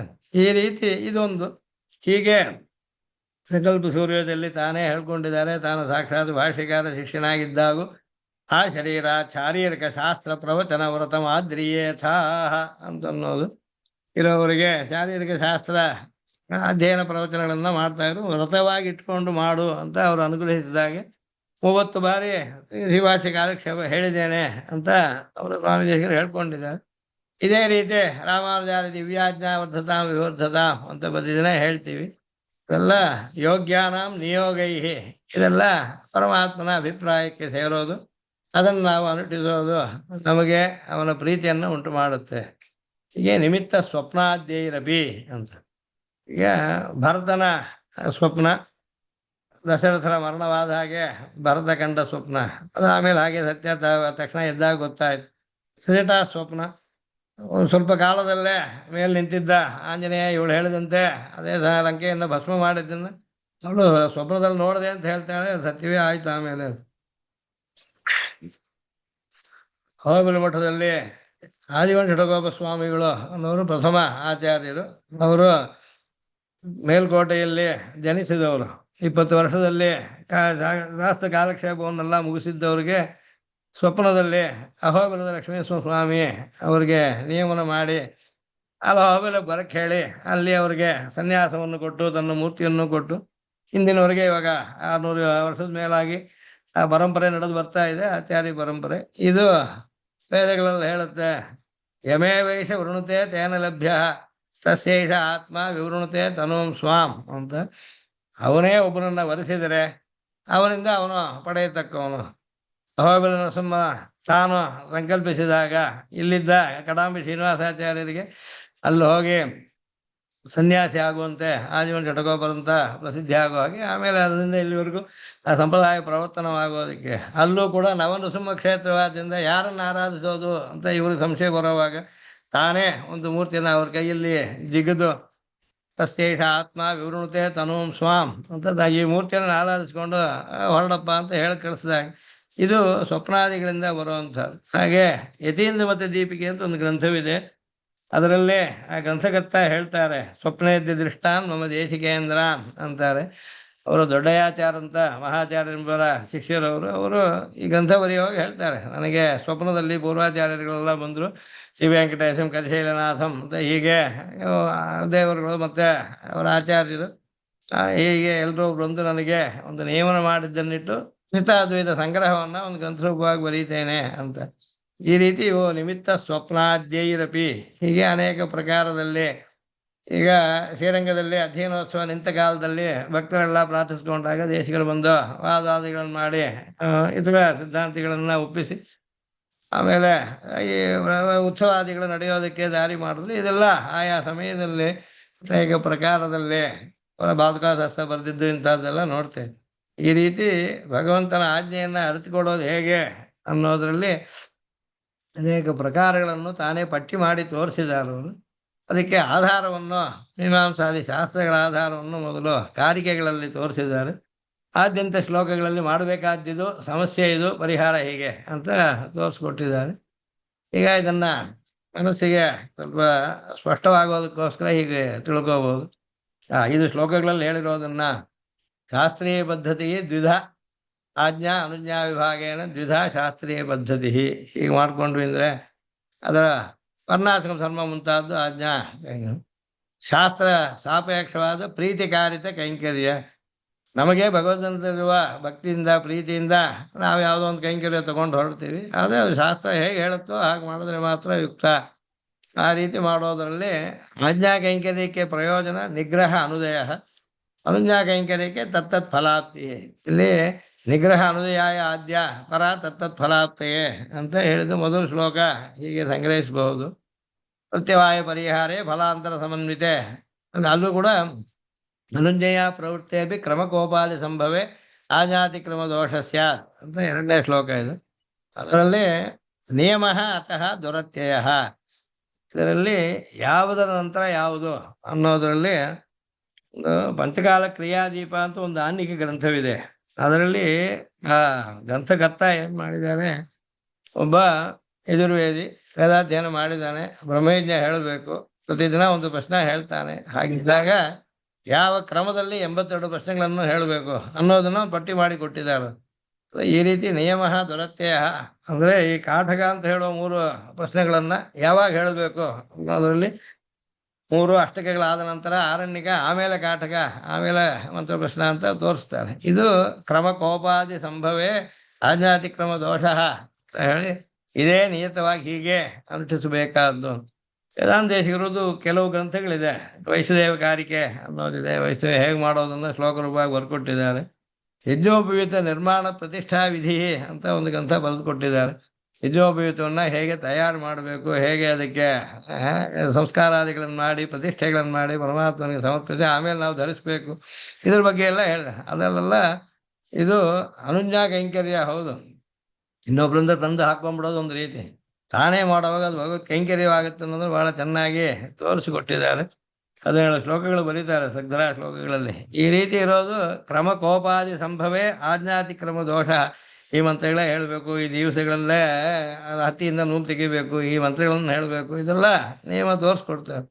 ಇದು ಏನಾಗುತ್ತೆ, ಭಗವತ್ ಪ್ರೀತಿಗೆ ಬಹಳ ಉಪಕಾರಕ. ಆ ಪ್ರೀತಿ ನಮಗಿದ್ದಾಗ ಜೀವನವೂ ಸುಗಮವಾಗುತ್ತೆ. ಮೋಕ್ಷ ಹೇಗಿದ್ರು ಅವನು ಕೊಡ್ತಾನೆ ಅಂತ ಒಪ್ಕೊಂಡಿದ್ದಾನೆ ಈಶ್ವರ. ಇದು ಈ ಜೀವನ ಶೈಲಿಗೆ, ಜೀವನದಲ್ಲಿ ಯಾವುದಕ್ಕೆ ಪ್ರಾಧಾನ್ಯ ಕೊಡೋದು, ಯಾವ ಆಧಾರದಲ್ಲಿ ನಡ್ಕೊಳ್ಳೋದು ಅನ್ನೋದ್ರಲ್ಲಿ ಇವುಗಳು ಮಾರ್ಗದರ್ಶಕವಾಗಿರುತ್ತೆ. 3ನೇ ಶ್ಲೋಕದಲ್ಲಿ ಪ್ರತಿವಾಯ ಪರಿಹಾರೇ ಫಲಾಂತರ ಸಮನ್ವಿತೆ ತತ್ರ ಸಂವಲಿತಂ ಪ್ರಾಹು ಅಧಿಕಾರಂ ವಿಚಕ್ಷಣ. ಇಲ್ಲಿ ಇದೊಂದು ಗಮನಿಸಬೇಕು. ಪಶುಯಾಗೆ ಅವಧಾನ ಕ್ರಮ ಅಂತ ಒಂದು ದೃಷ್ಟಾಂತ ತೋರಿಸಿದ್ದಾರೆ. ಇದೆಲ್ಲ ಮೀಮಾಂಸಾ ವಿಷಯ. ಆದರೂ ಎಲ್ಲೂ ಮೀಮಾಂಸೆ ಯಾರು ಓದಕ್ಕಾಗಲ್ಲ. ಇದನ್ನ ವೇದಾಧ್ಯಯನ ಮಾಡಿ ಶಾಸ್ತ್ರಾಧ್ಯಯನ ಮಾಡೋರು ಹೇಳೋರು ಸಿಗೋದಿಲ್ಲ. ಸುಮ್ಮನೆ ಕಿವಿಯಲ್ಲಿ ಹಾಕೋದಕ್ಕೋಸ್ಕರ ಇದನ್ನು ಬರೆದಿಟ್ಕೊಂಡಿದ್ದೇನೆ. ಇಲ್ಲಿ ಪಶುಯಾಗ ಅಂತ ಉಂಟು. ಸೋಮಯಾಗ ಮಾಡುವಾಗ ಪಶುವನ್ನಿಟ್ಟು ಯುವಪದಲ್ಲಿ ಕಟ್ಟಿ ಸಂಸ್ಕಾರಾದಿಗಳನ್ನು ಮಾಡಿ ಆಮೇಲೆ ಅದರ ಅಂಗಗಳನ್ನೆಲ್ಲ ವಿಸರ್ಜನ ಮಾಡಿ ತೆಗೆದು ಅದಕ್ಕೆಲ್ಲ ಹೋಮ ಮಾಡೋದು, ಇದನ್ನೆಲ್ಲ ಹೇಳಿದೆ ಶಾಸ್ತ್ರದಲ್ಲಿ. ಅದರಲ್ಲಿ ಅಂಗಗಳಲ್ಲಿ ಏಕಾದಶ ವದಾನ ನ್ಯವದ್ಯತಿ ಅಂತಿದೆ. 11 ಅಂಗಗಳ ಹೋಮ ಮಾಡಬೇಕಾದ್ದು. ಅದರಲ್ಲಿ ನಿಯಮ ಮೊದಲು 3ಕ್ಕೆ ಮಾತ್ರ. ಮೊದಲು ಇದು, 2ನೇದು ಇದು, 3ನೇದು. ಬಾಕಿ ಇರೋ 8ರಲ್ಲಿ ಸ್ವೇಚ್ಛೆಯಂತೆ ಯಾವುದು ಹೇಗೆ ಅನ್ಸದೆ ಹಾಗೆ ಮಾಡ್ಕೊಳ್ಳಿ ಹೀಗೆ ಹೇಳಿದ್ದಾರೆ. ಅದನ್ನ ಪಶುಯಾಗೆ ಅವಧಾನ ಕ್ರಮ ಅಂತ ಇದನ್ನು ದೃಷ್ಟಾಂತವಾಗಿ ತೋರಿಸಿದೆ ವ್ಯಾಖ್ಯಾನದಲ್ಲಿ. ನಿಯಮ ದುರತ್ಯಯ ಅಂದರೆ ಹೇಗಿದ್ರು ಮಾಡ್ತೀವಿ, ಮುಂದಿಂದಾದ್ರೆ ಏನಂತೆ ಅಂತ ಹೇಳ್ಕೊಡುದು, ಹೇಗಿದ್ರು ಮಾಡ್ತೀವಿ ಯಾವಾಗ ಮಾಡಿದ್ರೆ ಏನಂತೆ ಹೇಳ್ಕೊಡುದು. ಈ ರೀತಿ ಕಾಲದಲ್ಲಿ ಕ್ರಮದಲ್ಲಿ ಹೀಗೆ ಕ್ರಮಕೋಪಾದಿ ಸಂಭವೇ ಅಂತ ಅವಾಗ ಆಜ್ಞಾತಿಕ್ರಮ ದೋಷವೇ ಬರುತ್ತೆ. ಹಾಗೆ ಈ ನಿತ್ಯ ನೈಮಿತ್ತಿಕ ಸೇರುವಂತಹದ್ದು, ನಿತ್ಯ ಕಾಮ್ಯ ಸೇರುವಂತಹದ್ರಲ್ಲಿ ಪ್ರತಿವಾಯು ಪರಿಹಾರೇ ಫಲಾಂತರ ಸಮನ್ವಿತೆ ಅಧಿಕಾರ ಸಂವಲಿತ ಅಂತ. ಇದು ಜಾತೇಷ್ಟ್ಯಾದಿ ಅಂತ ದೃಷ್ಟಾಂತ ಹೇಳಿದ್ದಾರೆ. ಜಾತೇಷ್ಟಿ ಅಂತ ಅನ್ನೋದೊಂದು, ಒಬ್ಬ ಗೃಹಸ್ಥನಿಗೆ ಗಂಡು ಮಗ ಹುಟ್ಟಿದರೆ, ಗಂಡು ಮಗು ಹುಟ್ಟಿದ ಕೂಡಲೇ ಮಾಡಬೇಕಾದ ಆಹಿತಾಜ್ಞೆ ಆಗಿದ್ದರೆ ಮಾತ್ರ ಸಾಧ್ಯ. ಇದೊಂದು ಶ್ರೌತ ಕಾರ್ಯ. ಜಾತೇಷ್ಟಿ ವೈಶ್ವಾನರಂ ದ್ವಾದಶಕಪಾಲ ನಿರ್ವಪೇತ್ ಪುತ್ರೇ ಜಾತೆ ಅಂತ ವಿಧಿ ಇದೆ. ಪುತ್ರೇ ಜಾತೆ ಸತಿ ವೈಶ್ವಾನರಂ ದ್ವಾದಶಕಪಾಲಂ ನಿರ್ವಪೇತ್ ಅಂತ ಒಂದಿದೆ. ಈಗ ಇದು ಎಲ್ರಿಗೂ ಇದಕ್ಕೆ ಅವಕಾಶ ಇಲ್ಲದೇನೂ ಇರ್ಬೋದು. ಒಬ್ಬರಿಗೆ ಗಂಡು ಮಗುವೇ ಇಲ್ಲ ಅಂತ ಇಟ್ಕೊಳ್ಳೋಣ, ಅವಾಗ ಅವ್ರು ಜಾತೇಷ್ಟಿ ಮಾಡೋದಕ್ಕೆ ಪ್ರಸಂಗವೇ ಬರೋದಿಲ್ಲ. ಜಾತೇಷ್ಟಿ ಮಾಡಿದ್ರೆ ಗಂಡು ಮಗು ಹುಟ್ಟಿದ್ದು ಮಾಡ್ದ ಅಂದರೆ ಇದು ಜಾತಕರ್ಮ ಮಗನಿಗೆ ಮಾಡೋದು ನಿತ್ಯಕ್ರಮದಲ್ಲಿ ಸೇರಿದ್ದು. ಅವನ ಷೋಡ ಸಂಸ್ಕಾರಗಳಲ್ಲಿ ತಂದೆ ಮಾಡಬೇಕಾದ್ದು ಕೊನೆಯ ಪರ್ಯಂತ ಅಂದ್ರೆ ಉಪಕರ್ಮ ಅದಕ್ಕೆ ಬೇಕಾದ ಆಮೇಲೆ ಆ ತಂದೆಯ ವೇದಾಧ್ಯಯನ ಮಾಡೋರಾದ್ರೆ ಅವನಿಗೆ ಅಷ್ಟವ್ರತಗಳ ಮುಂತಾದನ್ನು ಮಾಡಿಸ್ಬಹುದು. ಆಗ ಅವೆಲ್ಲ ನಿತ್ಯಕರ್ಮದಲ್ಲಿ ಸೇರಿರುವಂಥದ್ದು. ಅದರಲ್ಲೇ ಈ ಜಾತೇಷ್ಟಿಯಲ್ಲಿ ಜಾತಕರ್ಮದಲ್ಲಿ ಸೇರುವಾಗ ನಿತ್ಯವೂ ಆಗುತ್ತೆ. ಆ ಯಾಗಕ್ಕೆ ಒಂದು ಫಲವನ್ನು ಶ್ರುತಿ ಹೇಳುತ್ತೆ. ವೈಶ್ವಾನಂದ ದ್ವಾದಶ ಕಪಾಲ ನಿರೂಪೇತ್ ಪುತ್ರೇ ಜಾತೆ ಅಂತ ಹೇಳಿಬಿಟ್ಟು 12 ಕಪಾಲಗಳಲ್ಲಿ ಇದರ ಶ್ರಪಣವನ್ನ ಅದನ್ನ ಪಕ್ವ ಮಾಡಬೇಕು ಅಂತಿದೆ. ಸಮಯ ಇದ್ರೆ ತೋರಿಸ್ತೀನಿ, ಅದು ಕೆಲವೊಂದು ಚಿತ್ರಗಳೆಲ್ಲ ಹಾಕ್ಸಿದ್ದೀನಿ, ಅದರಲ್ಲಿ ನೋಡಬಹುದು. ಯದಷ್ಟಾಕಪಾಲೋ ಭವತಿ ಗಾಯತ್ರ್ಯೈವೈನಂ ಬ್ರಹ್ಮವಟ್ಟಸೇನ ಪುನಾತಿ ಯನ್ನವಕಪಾಲಃ ತ್ರಿವೃತೈವಾಸ್ಮಿನ್ ತೇಜೋ ದಧಾತಿ ಯದ್ದಶಕಪಾಲಃ ವಿರಾಜೈವಾಸ್ಮಿನ್ ಅನ್ನಾರ್ಜುನ್ ದಧಾತಿ ಯದೇಕಾದಶಕಪಾಲಃ ತ್ರಿಷ್ಟುಭೈವಾಸ್ಮಿನ್ ಇಂದ್ರಿಯಂ ದಧಾತಿ ಯದ್ವಾದಶಕಪಾಲಃ ಜಗತ್ಯೈವಾಸ್ಮಿನ್ ಪಶೂನ್ ದಧಾತಿ ಅಂತ ಹೇಳುತ್ತೆ. 12 ಕಪಾಲಗಳಲ್ಲಿ ಪಕ್ವ ಮಾಡಿ ಪುರೋಡಾಶವನ್ನು ಅಗ್ನಿಗೆ ವೈಶ್ವಾನರಿಗೆ ಕೊಡಬೇಕು ಅಂತ ಹೇಳಿಬಿಟ್ಟು 8 ಕಪಾಲಗಳಿಗೆ ಈ ಫಲ 9ಕ್ಕೆ 10ಕ್ಕೆ 11ಕ್ಕೆ 12ಕ್ಕೆ ಅಂತ ಹೇಳುತ್ತೆ. ಅದರ ಬಗ್ಗೆ ವಿಚಾರ ಎಲ್ಲ ಉಂಟು. ಅದನ್ನೆಲ್ಲ ಅದು ತೀರ್ಮಾನ ಮಾಡುವಾಗ ಏನಾಗುತ್ತೆ, ನೀನು ಮಾಡೋ ನಿತ್ಯಕರ್ಮ ಅಂತ ಆದರೆ ಅದರಲ್ಲಿ ಎಷ್ಟು ಕಪಾಲಗಳಂತೆ ನೀನು ಮಾಡ್ತಾ ಹೋದರೆ ಹೇಳಿರೋದೇ ದ್ವಾದಶ ಕಪಾಲ, ಆದರೆ ಮಧ್ಯೆ ಮಧ್ಯೆ ಅವಾಂತರ ಫಲಗಳು ಕೂಡ ಇದೆ. 8 ಕಪಾಲಗಳಲ್ಲಿ ಶ್ರವಣವಾಗೋ ವೇಳೆಗೆ ಅವನಿಗೆ ಪವಿತ್ರತೆ ಉಂಟಾಗುತ್ತೆ. ಊತ ಏವತೆ ಜಸ್ವ್ಯನ್ನಾದ ಇಂದ್ರಿಯ ವೀಪಶುಮಾನ್ ಭವತಿ. ದ್ವಾದಶ ಕಪಾಲ ಮಾಡುವಾಗ 5 ಫಲಗಳು ಸಿಗುತ್ತೆ. 8, 9, 10, 11, 12 ಆಯಾ ಕಪಾಲಗಳ ದಶೆಯಲ್ಲಿ ಅವಾಂತರ ದಶೆಯಲ್ಲಿ ಇರೋವಾಗಲೇ ಈ ಫಲಗಳೆಲ್ಲ ಉಂಟಾಗುತ್ತೆ. ಇದು ಕಾಮ್ಯವಲ್ಲ. ಆ ಫಲಕ್ಕೋಸ್ಕರ ಇವನು ಮಾಡದೇ ಇದ್ರು ಜಾತಕರ್ಮ ಮಾಡಬೇಕಾದ ನಿತ್ಯಕರ್ಮ ಅಂತ ಮಾಡಿದಾಗಲೂ ಆ ಫಲಗಳು ಬಂದು ಸೇರುತ್ತೆ. ಅಲ್ಲಿ ಪ್ರತಿವಾಯ ಪರಿಹಾರ ಒಂದು ನಿತ್ಯಕರ್ಮ ಮಾಡಿದ್ರೆ ಪರಮಾತ್ಮನ ನಿಗ್ರಹ ಬರೋದಿಲ್ಲ. ಜೊತೆಯಲ್ಲಿ ಫಲಾಂತರ ಸಮನ್ವಯ, ಆ ಹುಟ್ಟೋ ಮಗುವಿಗೆ ಪವಿತ್ರತೆ ಉಂಟಾಗುತ್ತೆ, ತೇಜಸ್ವಿಯಾಗಿ ಆಗ್ತಾನೆ, ಅನ್ನ ಸಮೃದ್ಧಿ ಉಳ್ಳವನಾಗ್ತಾನೆ, ಇಂದ್ರಿಯ ಶಕ್ತಿ ಪೂರ್ಣವಾಗಿರುವಂತಹನಾಗ್ತಾನೆ, ಪಶು ಸಮೃದ್ಧಿ ಉಳ್ಳವನಾಗ್ತಾನೆ ಅಂತಲೂ ಹೇಳಿದೆ. ಅದಕ್ಕಾಗಿ ಮಾಡದಿದ್ದಾಗಲೂ ಅದು ಒಂದು ಸೇರುತ್ತೆ. 2 ಲಾಭ ಅಲ್ಲಿ. ಇದು ಸಂವಲನ ಅಂತ, ಅಧಿಕಾರ ಮಿಲಿತವಾಗಿರುತ್ತೆ ಅಂತ ಅರ್ಥ. ಹಾಗೆ ನಿತ್ಯಕಾಮ್ಯ ಸ್ವರೂಪೈಕ್ಯ ವಿನಿಯೋಗ ಪ್ರಸಕ್ತತಃ ಅಲ್ಲಿ ಕಾಮ್ಯಾತ್ ನಿತ್ಯಂ ಭವತಿ ತಂತ್ರತಃ. ಕಾಮ್ಯದ ಅನುಷ್ಠಾನ ಮಾಡಿದ್ರೇನೆ ನಿತ್ಯವೂ ಮಾಡಿದಾಗ ಆಗ್ಬಿಡುತ್ತೆ ಅಂತ. ನಿತ್ಯ ಅಗ್ನಿಹೋತ್ರ ಕಾಮ್ಯಾಗ್ನಿಹೋತ್ರ ಇದು ದೃಷ್ಟಾಂತ. ಹಾಗೆ ಅನುಜ್ಞಾ ಮಾತ್ರ ಸಿದ್ಧೇಶು ಕೈಂಕರ್ಯೇಶು, ಆಗ ಮಾಡದೇ ಇದ್ರೆ ಆಯಾ ಫಲ ಇಲ್ಲ ಅಷ್ಟೇ, ಅದು ದೋಷವೇನಿಲ್ಲ. ಅದಕ್ಕಾಗಿ ಪ್ರಾಯಶ್ಚಿತ್ತಾದಿಗಳೇನು ಮಾಡ್ಕೋಬೇಕಾಗಿಲ್ಲ. ಅಕೃತವು ತತ್ ಫಲಾಲಾಭ ನತು ದೋಷ. ಇದಕ್ಕೆ ದೃಷ್ಟಾಂತ ಉತ್ಸವ ಕಾಲದಲ್ಲಿ ವೇದ ಪಾರಾಯಣ, ಮಾಲಾಕರಣ, ದೇವರಿಗೆ ಮನೆಯಲ್ಲಿ ನಂದನವನವಿದ್ದರೆ ಪುಷ್ಪವನ್ನೆಲ್ಲ ಬೆಳೆಸಿ ಕೊಯ್ದು ಶುದ್ಧವಾಗಿ ತೆಗೆದು ಮಾಲೆಯಾಗಿ ಜೋಡಿಸಿ ಸಮರ್ಪಿಸ್ಬೋದು. ಆಂಡಾಳ್ ಮಾಡಿದ್ದು, ಬೆರಿಯಾಳ್ವಾರ್ ಮಾಡಿದ್ದು, ತುಂಡ್ರುಪ್ರಿಯಾಳ್ವಾರ್ ಮಾಡಿದ್ದು, ಈ ರೀತಿ ನೋಡ್ತಿದ್ದೀವಿ. ಮಾಲಾಕರಣ, ದೀಪಾರೋಪಣ, ದೇವಸ್ಥಾನಗಳಲ್ಲಿ ಹೋಗಿ ದೀಪ ಬೆಳಗಿಸೋದು, ಶುದ್ಧ ಮಾಡೋದು ಸ್ಥಾನವನ್ನೆಲ್ಲ, ಈ ರೀತಿ ರಂಗೋಲಿ ಹಾಕೋದು, ಇಂಥದ್ದು. ಶ್ರೀಭಾಷ್ಯ ಅಧ್ಯಯನ ಪ್ರವಚನಾದಿ ಪಂಚಕೈಂಕರ್ಯಾದಿ ಇವುಗಳು ಕೂಡ ಅನುಜ್ಞಾ ಮಾತ್ರ ಸಿದ್ಧ. ರಾಮಾಚಾರ್ಯ ದಿವ್ಯಾಜ್ಞಾ ಅದು ಮೊದಲು ಹೇಳ್ತಾ ಶಿವಾಶ್ಯತೆ ವಾಶ್ಯತೆ ಪ್ರವೃತ್ತಿ ಪಿತ್ತಲ್, ಭಾಷ್ಯತೆ ವಾಶ್ಯತೆ ಅಂತಿದೆ, ಕೆಲವರು ಶಿವಾಶ್ಯತೆ ಅಂತಲೇ ಹೇಳಬೇಕು. ಗೀತಾ ಭಾಷೆಗಳು ಸೇರಿಸ್ಕೋಬಹುದು. ಹೀಗೆ ಅದಲ್ಲದೆ ಇದ್ದರೆ, ಅದು ಸಾಧ್ಯವಾಗದಿದ್ದರೆ ಅವಾಗ ದಿವ್ಯ ಪ್ರಬಂಧತೆ ಅರುಳತಿಯಲ್ಲಿ ವಾಸಿತ ಪ್ರವೃತ್ತಿ ಪಿತ್ತಲ್ಲಿ ಈ ರೀತಿ ಹೇಳಿರೋದಿದೆ. ಇವೆಲ್ಲ ಅನುಜ್ಞಾ ಮಾತ್ರ ಸಿದ್ಧ ಕೈಂಕರ್ಯಗಳು. ಈಗ ಇದು ಆ ಶ್ಲೋಕದಲ್ಲಿ ಹೇಳಿದ್ದರೆ ಒಂದು ಕಲ್ಪನೆ ಮನಸ್ಸಲ್ಲಿ ಬರೋದಕ್ಕೆ ವ್ಯಾಖ್ಯಾನ. ಈ ವ್ಯಾಖ್ಯಾನದಲ್ಲಿ ಇದಿಷ್ಟು ಮಾತ್ರ ಬೇಕು. ಕೆಲವು ಈ ಕ್ರಮಕೋಪಾದಿ ಸಂಭವ ಇದಕ್ಕೆಲ್ಲ ಇದು PPT ಆಗಿದ್ದರೆ ಅದರಲ್ಲಿ ಕ್ಲಿಕ್ ಮಾಡಿದ್ರೆ ಆ ಲಿಂಕ್ ಹೋಗ್ತಾ ಇತ್ತು ಅಲ್ಲಿಗೆ. ಓಕೆ, ಇಲ್ಲೇ ಕೂಡ ನೋಡ್ತೀನಿ. ಇಲ್ಲಿಂದ ಸ್ಕ್ರೀನ್ ಕಾಣಿಸ್ತಾ ಇದೆಯಾ? ಕಾಣಿಸ್ತಿದೆ ಹೇಳಿ. ಸರಿ ಸರಿ. ಯಾಕಂದ್ರೆ ನಾವು PPT ಅಲ್ಲೇ ನೋಡಿದ್ರೆ ಆ ಲಿಂಕ್ ಓಪನ್ ಆಗಬಹುದು. ನಾನು ವೆಬ್ಸೈಟ್ ಕೂಡ ಇದೆ, ಅಲ್ಲಿಂದಲೂ ಲಿಂಕ್ ಹಾಕಿದ್ದೆ ಕೆಲವಕ್ಕೆ.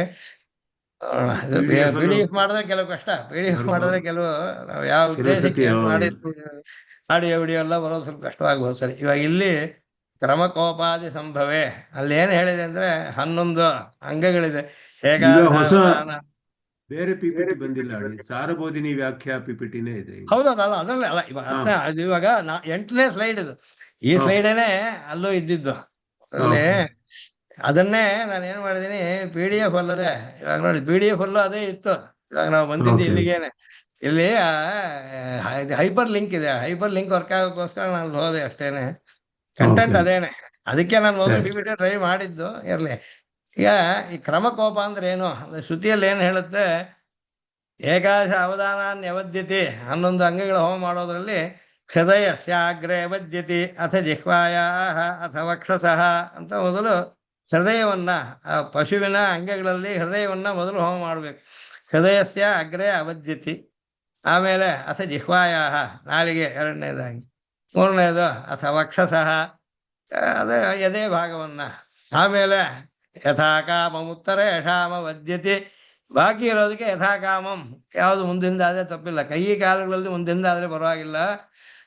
ಮನೋವಾಕ್ಕಾಯಗಳು ಅಂತ ಹೇಳೋದಲ್ಲಿ ಮನಸ್ಸಿರೋ ಜಾಗ ಹೃದಯ, ಅದನ್ನು ಮೊದಲು ಮಾಡಬೇಕು. ವಾಕಿ ಇರೋ ಜಾಗ ಜಿಹ್ವಾ ಅಂತ, ಆಮೇಲೆ ವಕ್ಷಸ್ಥ ಎದೆ ಅಂತನ್ನೋದು ಕ್ರಿಯೆಗಳಲ್ಲಿ ನಮಸ್ಕಾರಾದಿಗಳಲ್ಲಿ ಅದು ದುಃಖ ಬಂದರೆ ಎದೆ ಹೊಡ್ಕೊಳ್ಳುತ್ತೆ ಅಂತ ಶ್ರುತಿ ಹೇಳುತ್ತೆ.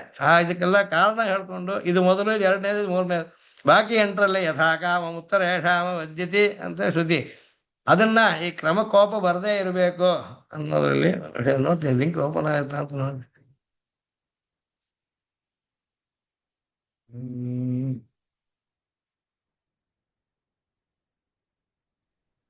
ನೋಡ್ತೇನೆ ಪಾತ್ರ ಸರಿಯಾಗಿದ್ರೆ ಇದು ಓಪನ್ ಆಗುತ್ತೇನೋ. ಇದು ಅಂದ್ರೆ ಇದು ಎಲ್ಲಿ ಹೇಗೆ ಯಾಗ ನಡೆಯುತ್ತೆ ಅನ್ನೋದ್ರ ಬಗ್ಗೆ ಏನಾದರೂ ಸ್ವಲ್ಪ ದೊಡ್ಡದು ಮಾಡ್ಕೊಂಡು ನೋಡ್ತೀನಿ ನೋಡಿ, ಏನಾದ್ರು ಸ್ವಲ್ಪ ಕಾಣುತ್ತಾ ಅಂತ ನೋಡಿ. ಯಾಗ ಎಲ್ಲಿ ಹೇಗೆ ಮಾಡ್ತಾರೆ, ಉತ್ತರ ವೇದಿ ಅನ್ನೋದು ಎಲ್ಲಿದೆ, ಯೂಪ ಎಲ್ಲಿದೆ, ಹೋಮ ಮಾಡೋದು ಎಲ್ಲಿ, ಆ ರೀತಿ ಗೊತ್ತಾಗೋಕ್ಕೋಸ್ಕರ. ಅಂದರೆ ಈ ಕಾಲದಲ್ಲಿ ಯಜ್ಞ ಪ್ರಕ್ರಿಯೆ ಯಾವುದೇ ಹೇಳಿದ್ರು ಜನಕ್ಕೆ ಅದು ಏನು ಅಂತ ಅನ್ನೋದು ಕೂಡ ಅರ್ಥವಾಗೋದಿಲ್ಲ. ಕಾಲಕ್ಷೇಪಾದಿಗಳಲ್ಲಿ ಬಿಟ್ಟು ಹೋಗ್ಬಿಡುತ್ತೆ. ಹಾಗೆ ಬೇಡ ಅನ್ನೋದಕ್ಕಾಗಿ ಆಚಾರ್ಯರು ಹೇಳಿದ್ರಲ್ಲಿ ಮಾಡ್ತಿದ್ವಿ. ಸ್ಕ್ರೀನ್ ಇಸ್ ಪಾಸ್ಡ್ ಅಂತ ಇದೆ, ಇವಾಗ ಸ್ಕ್ರೀನ್ ಶೇರಿಂಗ್ ನೆಟ್ವರ್ಕ್ ಏನಾದ್ರು ಇಶ್ಯೂ ಆಗುತ್ತೆ. ಅಂದ್ರೆ ಇದನ್ನ ಉತ್ತರ ವೇದಿಕುಳ್ಳೇ ಉದಿತಾರ್ ಒಂದಾರ್ ಅಂತ ಹೇಳ್ತೀವಿ ನಾವು ವರದಾರ ಸ್ವಾಮಿಗೆ. ಉತ್ತರ ವೇದಿ ಅಂದ್ರೆ ಏನು, ವೇದಿ ಅಂದ್ರೆ ಏನು, ಅಗ್ನಿ ಅಂದ್ರೆ ಯಾವ್ದು, ಯಜಮಾನ ಎಲ್ಲಿರ್ತಾನೆ, ಪಶು ಎಲ್ಲಿರ್ತ, ಹೋಮ ಎಲ್ಲಿ ಮಾಡ್ತಾರೆ, ಈ ರೀತಿ ಗೊತ್ತಾಗೋಸ್ಕರ ಇದನ್ನ ಮಾಡಿ. ಇದರಲ್ಲಿ ಸಿಗದೇ ಇದ್ರೆ ಸಂತೋಷ.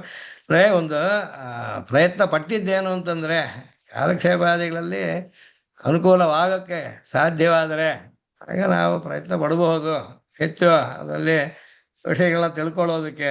ಸರಿ, ಸರಿ. ಅಂದ್ರೆ ಇದು ಕ್ರಮಕೋಪ ಅಂತಂದ್ರೆ ಯಾಗ ಹಿಡಿದು ಎಲ್ಲಿ ಯಾವಾಗ ಯಾರು ಮಾಡಬೇಕು, ನಿಂತು ಮಾಡೋದು ಕೆಲವು, ಕೂತು ಮಾಡೋದು ಕೆಲವು, ಈ ರೀತಿಯಾಗಿ ಏನೇನು ನಿಯಮವಿರುತ್ತೋ ಅದಕ್ಕೆ ಎಡದೇ ಇರಬೇಕು. ಹೀಗೆ ಪ್ರತ್ಯವಾಯ ಪರಿಹಾರ ಈ ವಿಷಯದಲ್ಲಿ ಕೂಡ ಹೇಳಿದ್ವಿ. ಅದೇ ಕೆಲವು ಲಿಂಕ್ಗಳು ಹಾಕೊಂಡಿದ್ದೆ ಅವಾಗ.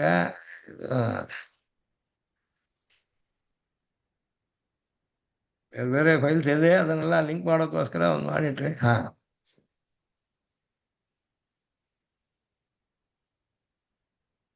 ಇಲ್ಲಿ ಇದು ತಮಿಳಲ್ಲಿ ಬರೆದಿದೆ. ಅಂದ್ರೆ ಈ ಪೂರ್ತಿ ಮಂತ್ರ ಜಾತೇಷ್ಟಿ ವಿಷಯದಲ್ಲಿ ವೈಶ್ವಾನರಂ ದ್ವಾದಶಕಪಾಲ ನಿರ್ವಪೇತ್ ಪುತ್ರೇ ಜಾತೆ ದಷ್ಟಾಕಪಾಲೋ ಭವತಿ ಗಾಯತ್ರಿ ವೈನಂ ಬ್ರಹ್ಮವತ್ತಸೇನ ಪುನಾತಿ ಯನ್ನವಕಪಾಲಸ್ತ್ರಿವೃತೈವಾಸ್ಮಿನ್ ತೇಜೋ ದಧಾತಿ ಯದ್ದಶಕಪಾಲೋ ವಿರಾಜೈವಾಸ್ಮಿನ್ ಅನ್ನಾದ್ಯಂ ದಧಾತಿ ಯದೇಕಾದಶಕಪಾಲಸ್ತ್ರಿಷ್ಟುಭೈವಾಸ್ಮಿನ್ ಇಂದ್ರಿಯಂ ದಧಾತಿ ಯದ್ವಾದಶಕಪಾಲೋ ಜಗತ್ತೈವಾಸ್ಮಿನ್ ಪಶೂನ್ ದಧಾತಿ ಯಸ್ಮಿನ್ ಜಾತ ಏತಾಮಿಷ್ಟಿನ್ ನಿರ್ವಪತಿ ಭೂತ ಏವ ತೇಜಸ್ವ್ಯನ್ನಾದ ಇಂದ್ರಿಯಾವಿ ಪಶುಮಾನ್ ಭವತಿ. ಇದು ಈ ವಿಷಯವನ್ನು ತಗೊಂಡು ದೇಶಿಗರು ಹೇಳ್ತಾರೆ. ಇದನ್ನ ಈ ಶ್ಲೋಕಗಳು ಬರೆಯೋದಕ್ಕಿಂತ ಇದಕ್ಕೆ ಇವಾಗ ನಾನು ಶೈಕ್ಷವ ಮೀಮಾಂಸೆ ನಮಗೆ ತಾಳಗೆರೆ ಸಿಕ್ಕಿದೆ, ಅದನ್ನ ಈ ಅಧ್ಯಾಯದಿಂದ ಟೈಪ್ ಮಾಡಿದ್ರೆ ಅದಕ್ಕಾಗಿ 13 ಪುಟಗಳು 13 ಲೀಫಲ್ಲಿದೆ. ಅದು ನೋಡಿದ್ರೆ ಇದು ಪೂರ್ತಿ ಎಷ್ಟು ವಿಸ್ತಾರವಾಗಿ ವಿವರಣೆ ಮಾಡಿದ್ದಾರೆ ಸ್ವಾಮಿಗಳಂದ್ರೆ. ಮೊದಲನೇ ಅಧ್ಯಾಯ 4ನೇ ಪಾದ 12ನೇ ಅಧಿಕರಣ ಅದರಲ್ಲಿ ಇದೆ ಇದು.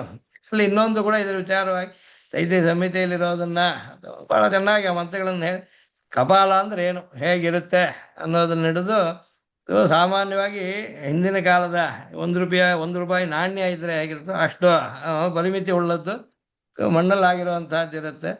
ಅದರ ಮೇಲೆ ಅದನ್ನು ಮೊದಲು ಸುಟ್ಟು ಅದರ ಮೇಲೆ ಈ ಪರೋಢಾಶವನ್ನ ಇದರಲ್ಲಿ ಹಿಟ್ಟಲ್ಲಿ ಮಾಡಿರೋದನ್ನ ಇಟ್ಟು ಅದನ್ನು ಬೇಯಿಸ್ಬೇಕು, ಆಮೇಲೆ ಅಗ್ನಿಗೆ ಸೇರಿಸ್ಬೇಕು. ಅಂತಹದ್ದು ಏಕಾದಶಿ ಕಪಾಲ ಅಂದ್ರೆ ಈ ರೀತಿ ಯಾವ ಕ್ರಮದಲ್ಲಿ 1, 2, 3 ಅದಕ್ಕೆ ಸಂಖ್ಯೆ ಕೂಡ ಇದೆ, ಯಾವುದನ್ನು ಎಲ್ಲಿ ಇಡಬೇಕು, ಯಾವ ದಿಕ್ಕಲ್ಲಿ ಇಡಬೇಕು, ಈ ರೀತಿ ಇಲ್ಲಿ ಇದು ಪುರೋಡಾಶ ಅಂತ ಅನ್ನೋದು ಒಂದು ರೊಟ್ಟಿಯಂತೆ ಆಮೇಲೆ ಕಾಣುತ್ತೆ. ಇದು ಅಕ್ಕಿ ಹಿಟ್ಟಿಂದ ಮಾಡುವಂತಹದ್ದು. ಅದನ್ನ ಹೇಗೆ ಮಾಡಬೇಕು ಅನ್ನೋದನ್ನೆಲ್ಲ ಬರ್ಸಿದ್ದೀನಿ. ಇದರಿಂದ ಲಾಭ ಏನಪ್ಪಾ ಅಂದ್ರೆ ಅರಿತುಕೊಳ್ಳೋದಕ್ಕೆ. ಅಷ್ಟಾಕಪಾಲ ಅಂತ ಅಲ್ಲಿಂದ ಹಿಡಿದು ಶ್ರುತಿ ಹೇಳುತ್ತೆ ಇದಕ್ಕೆ ಫಲಗಳು 7ವರೆಗೂ ಆಗುವಾಗ ಏನು ವ್ಯತ್ಯಾಸ ಇರೋದಿಲ್ಲ. 8ನೇದು ಬರುವಾಗ ಇದು ಅಷ್ಟಾಕಪಾಲೋ ಭವತಿ ಗಾಯತ್ರಿಯೈವೈನಂ ಬ್ರಹ್ಮವರ್ತಸೇನ ಪುನಾತಿ ವೈಶ್ವಾನಂ ದ್ವಾದಶ ಪಾಲನ ನಿರೂಪೇತ್ ಪುತ್ರೇ ಜಾತೆ. ಅವನಿಗೆ ಮಗ ಹುಟ್ಟಿದರೆ ಈ ರೀತಿ ವೈಶ್ವಾನರ ದೇವತೆ, ಅದಕ್ಕೆ ಅಗ್ನಿಗೆ ವೈಶ್ವಾನ ಅಂತ ಒಂದು ಹೆಸರುಂಟು.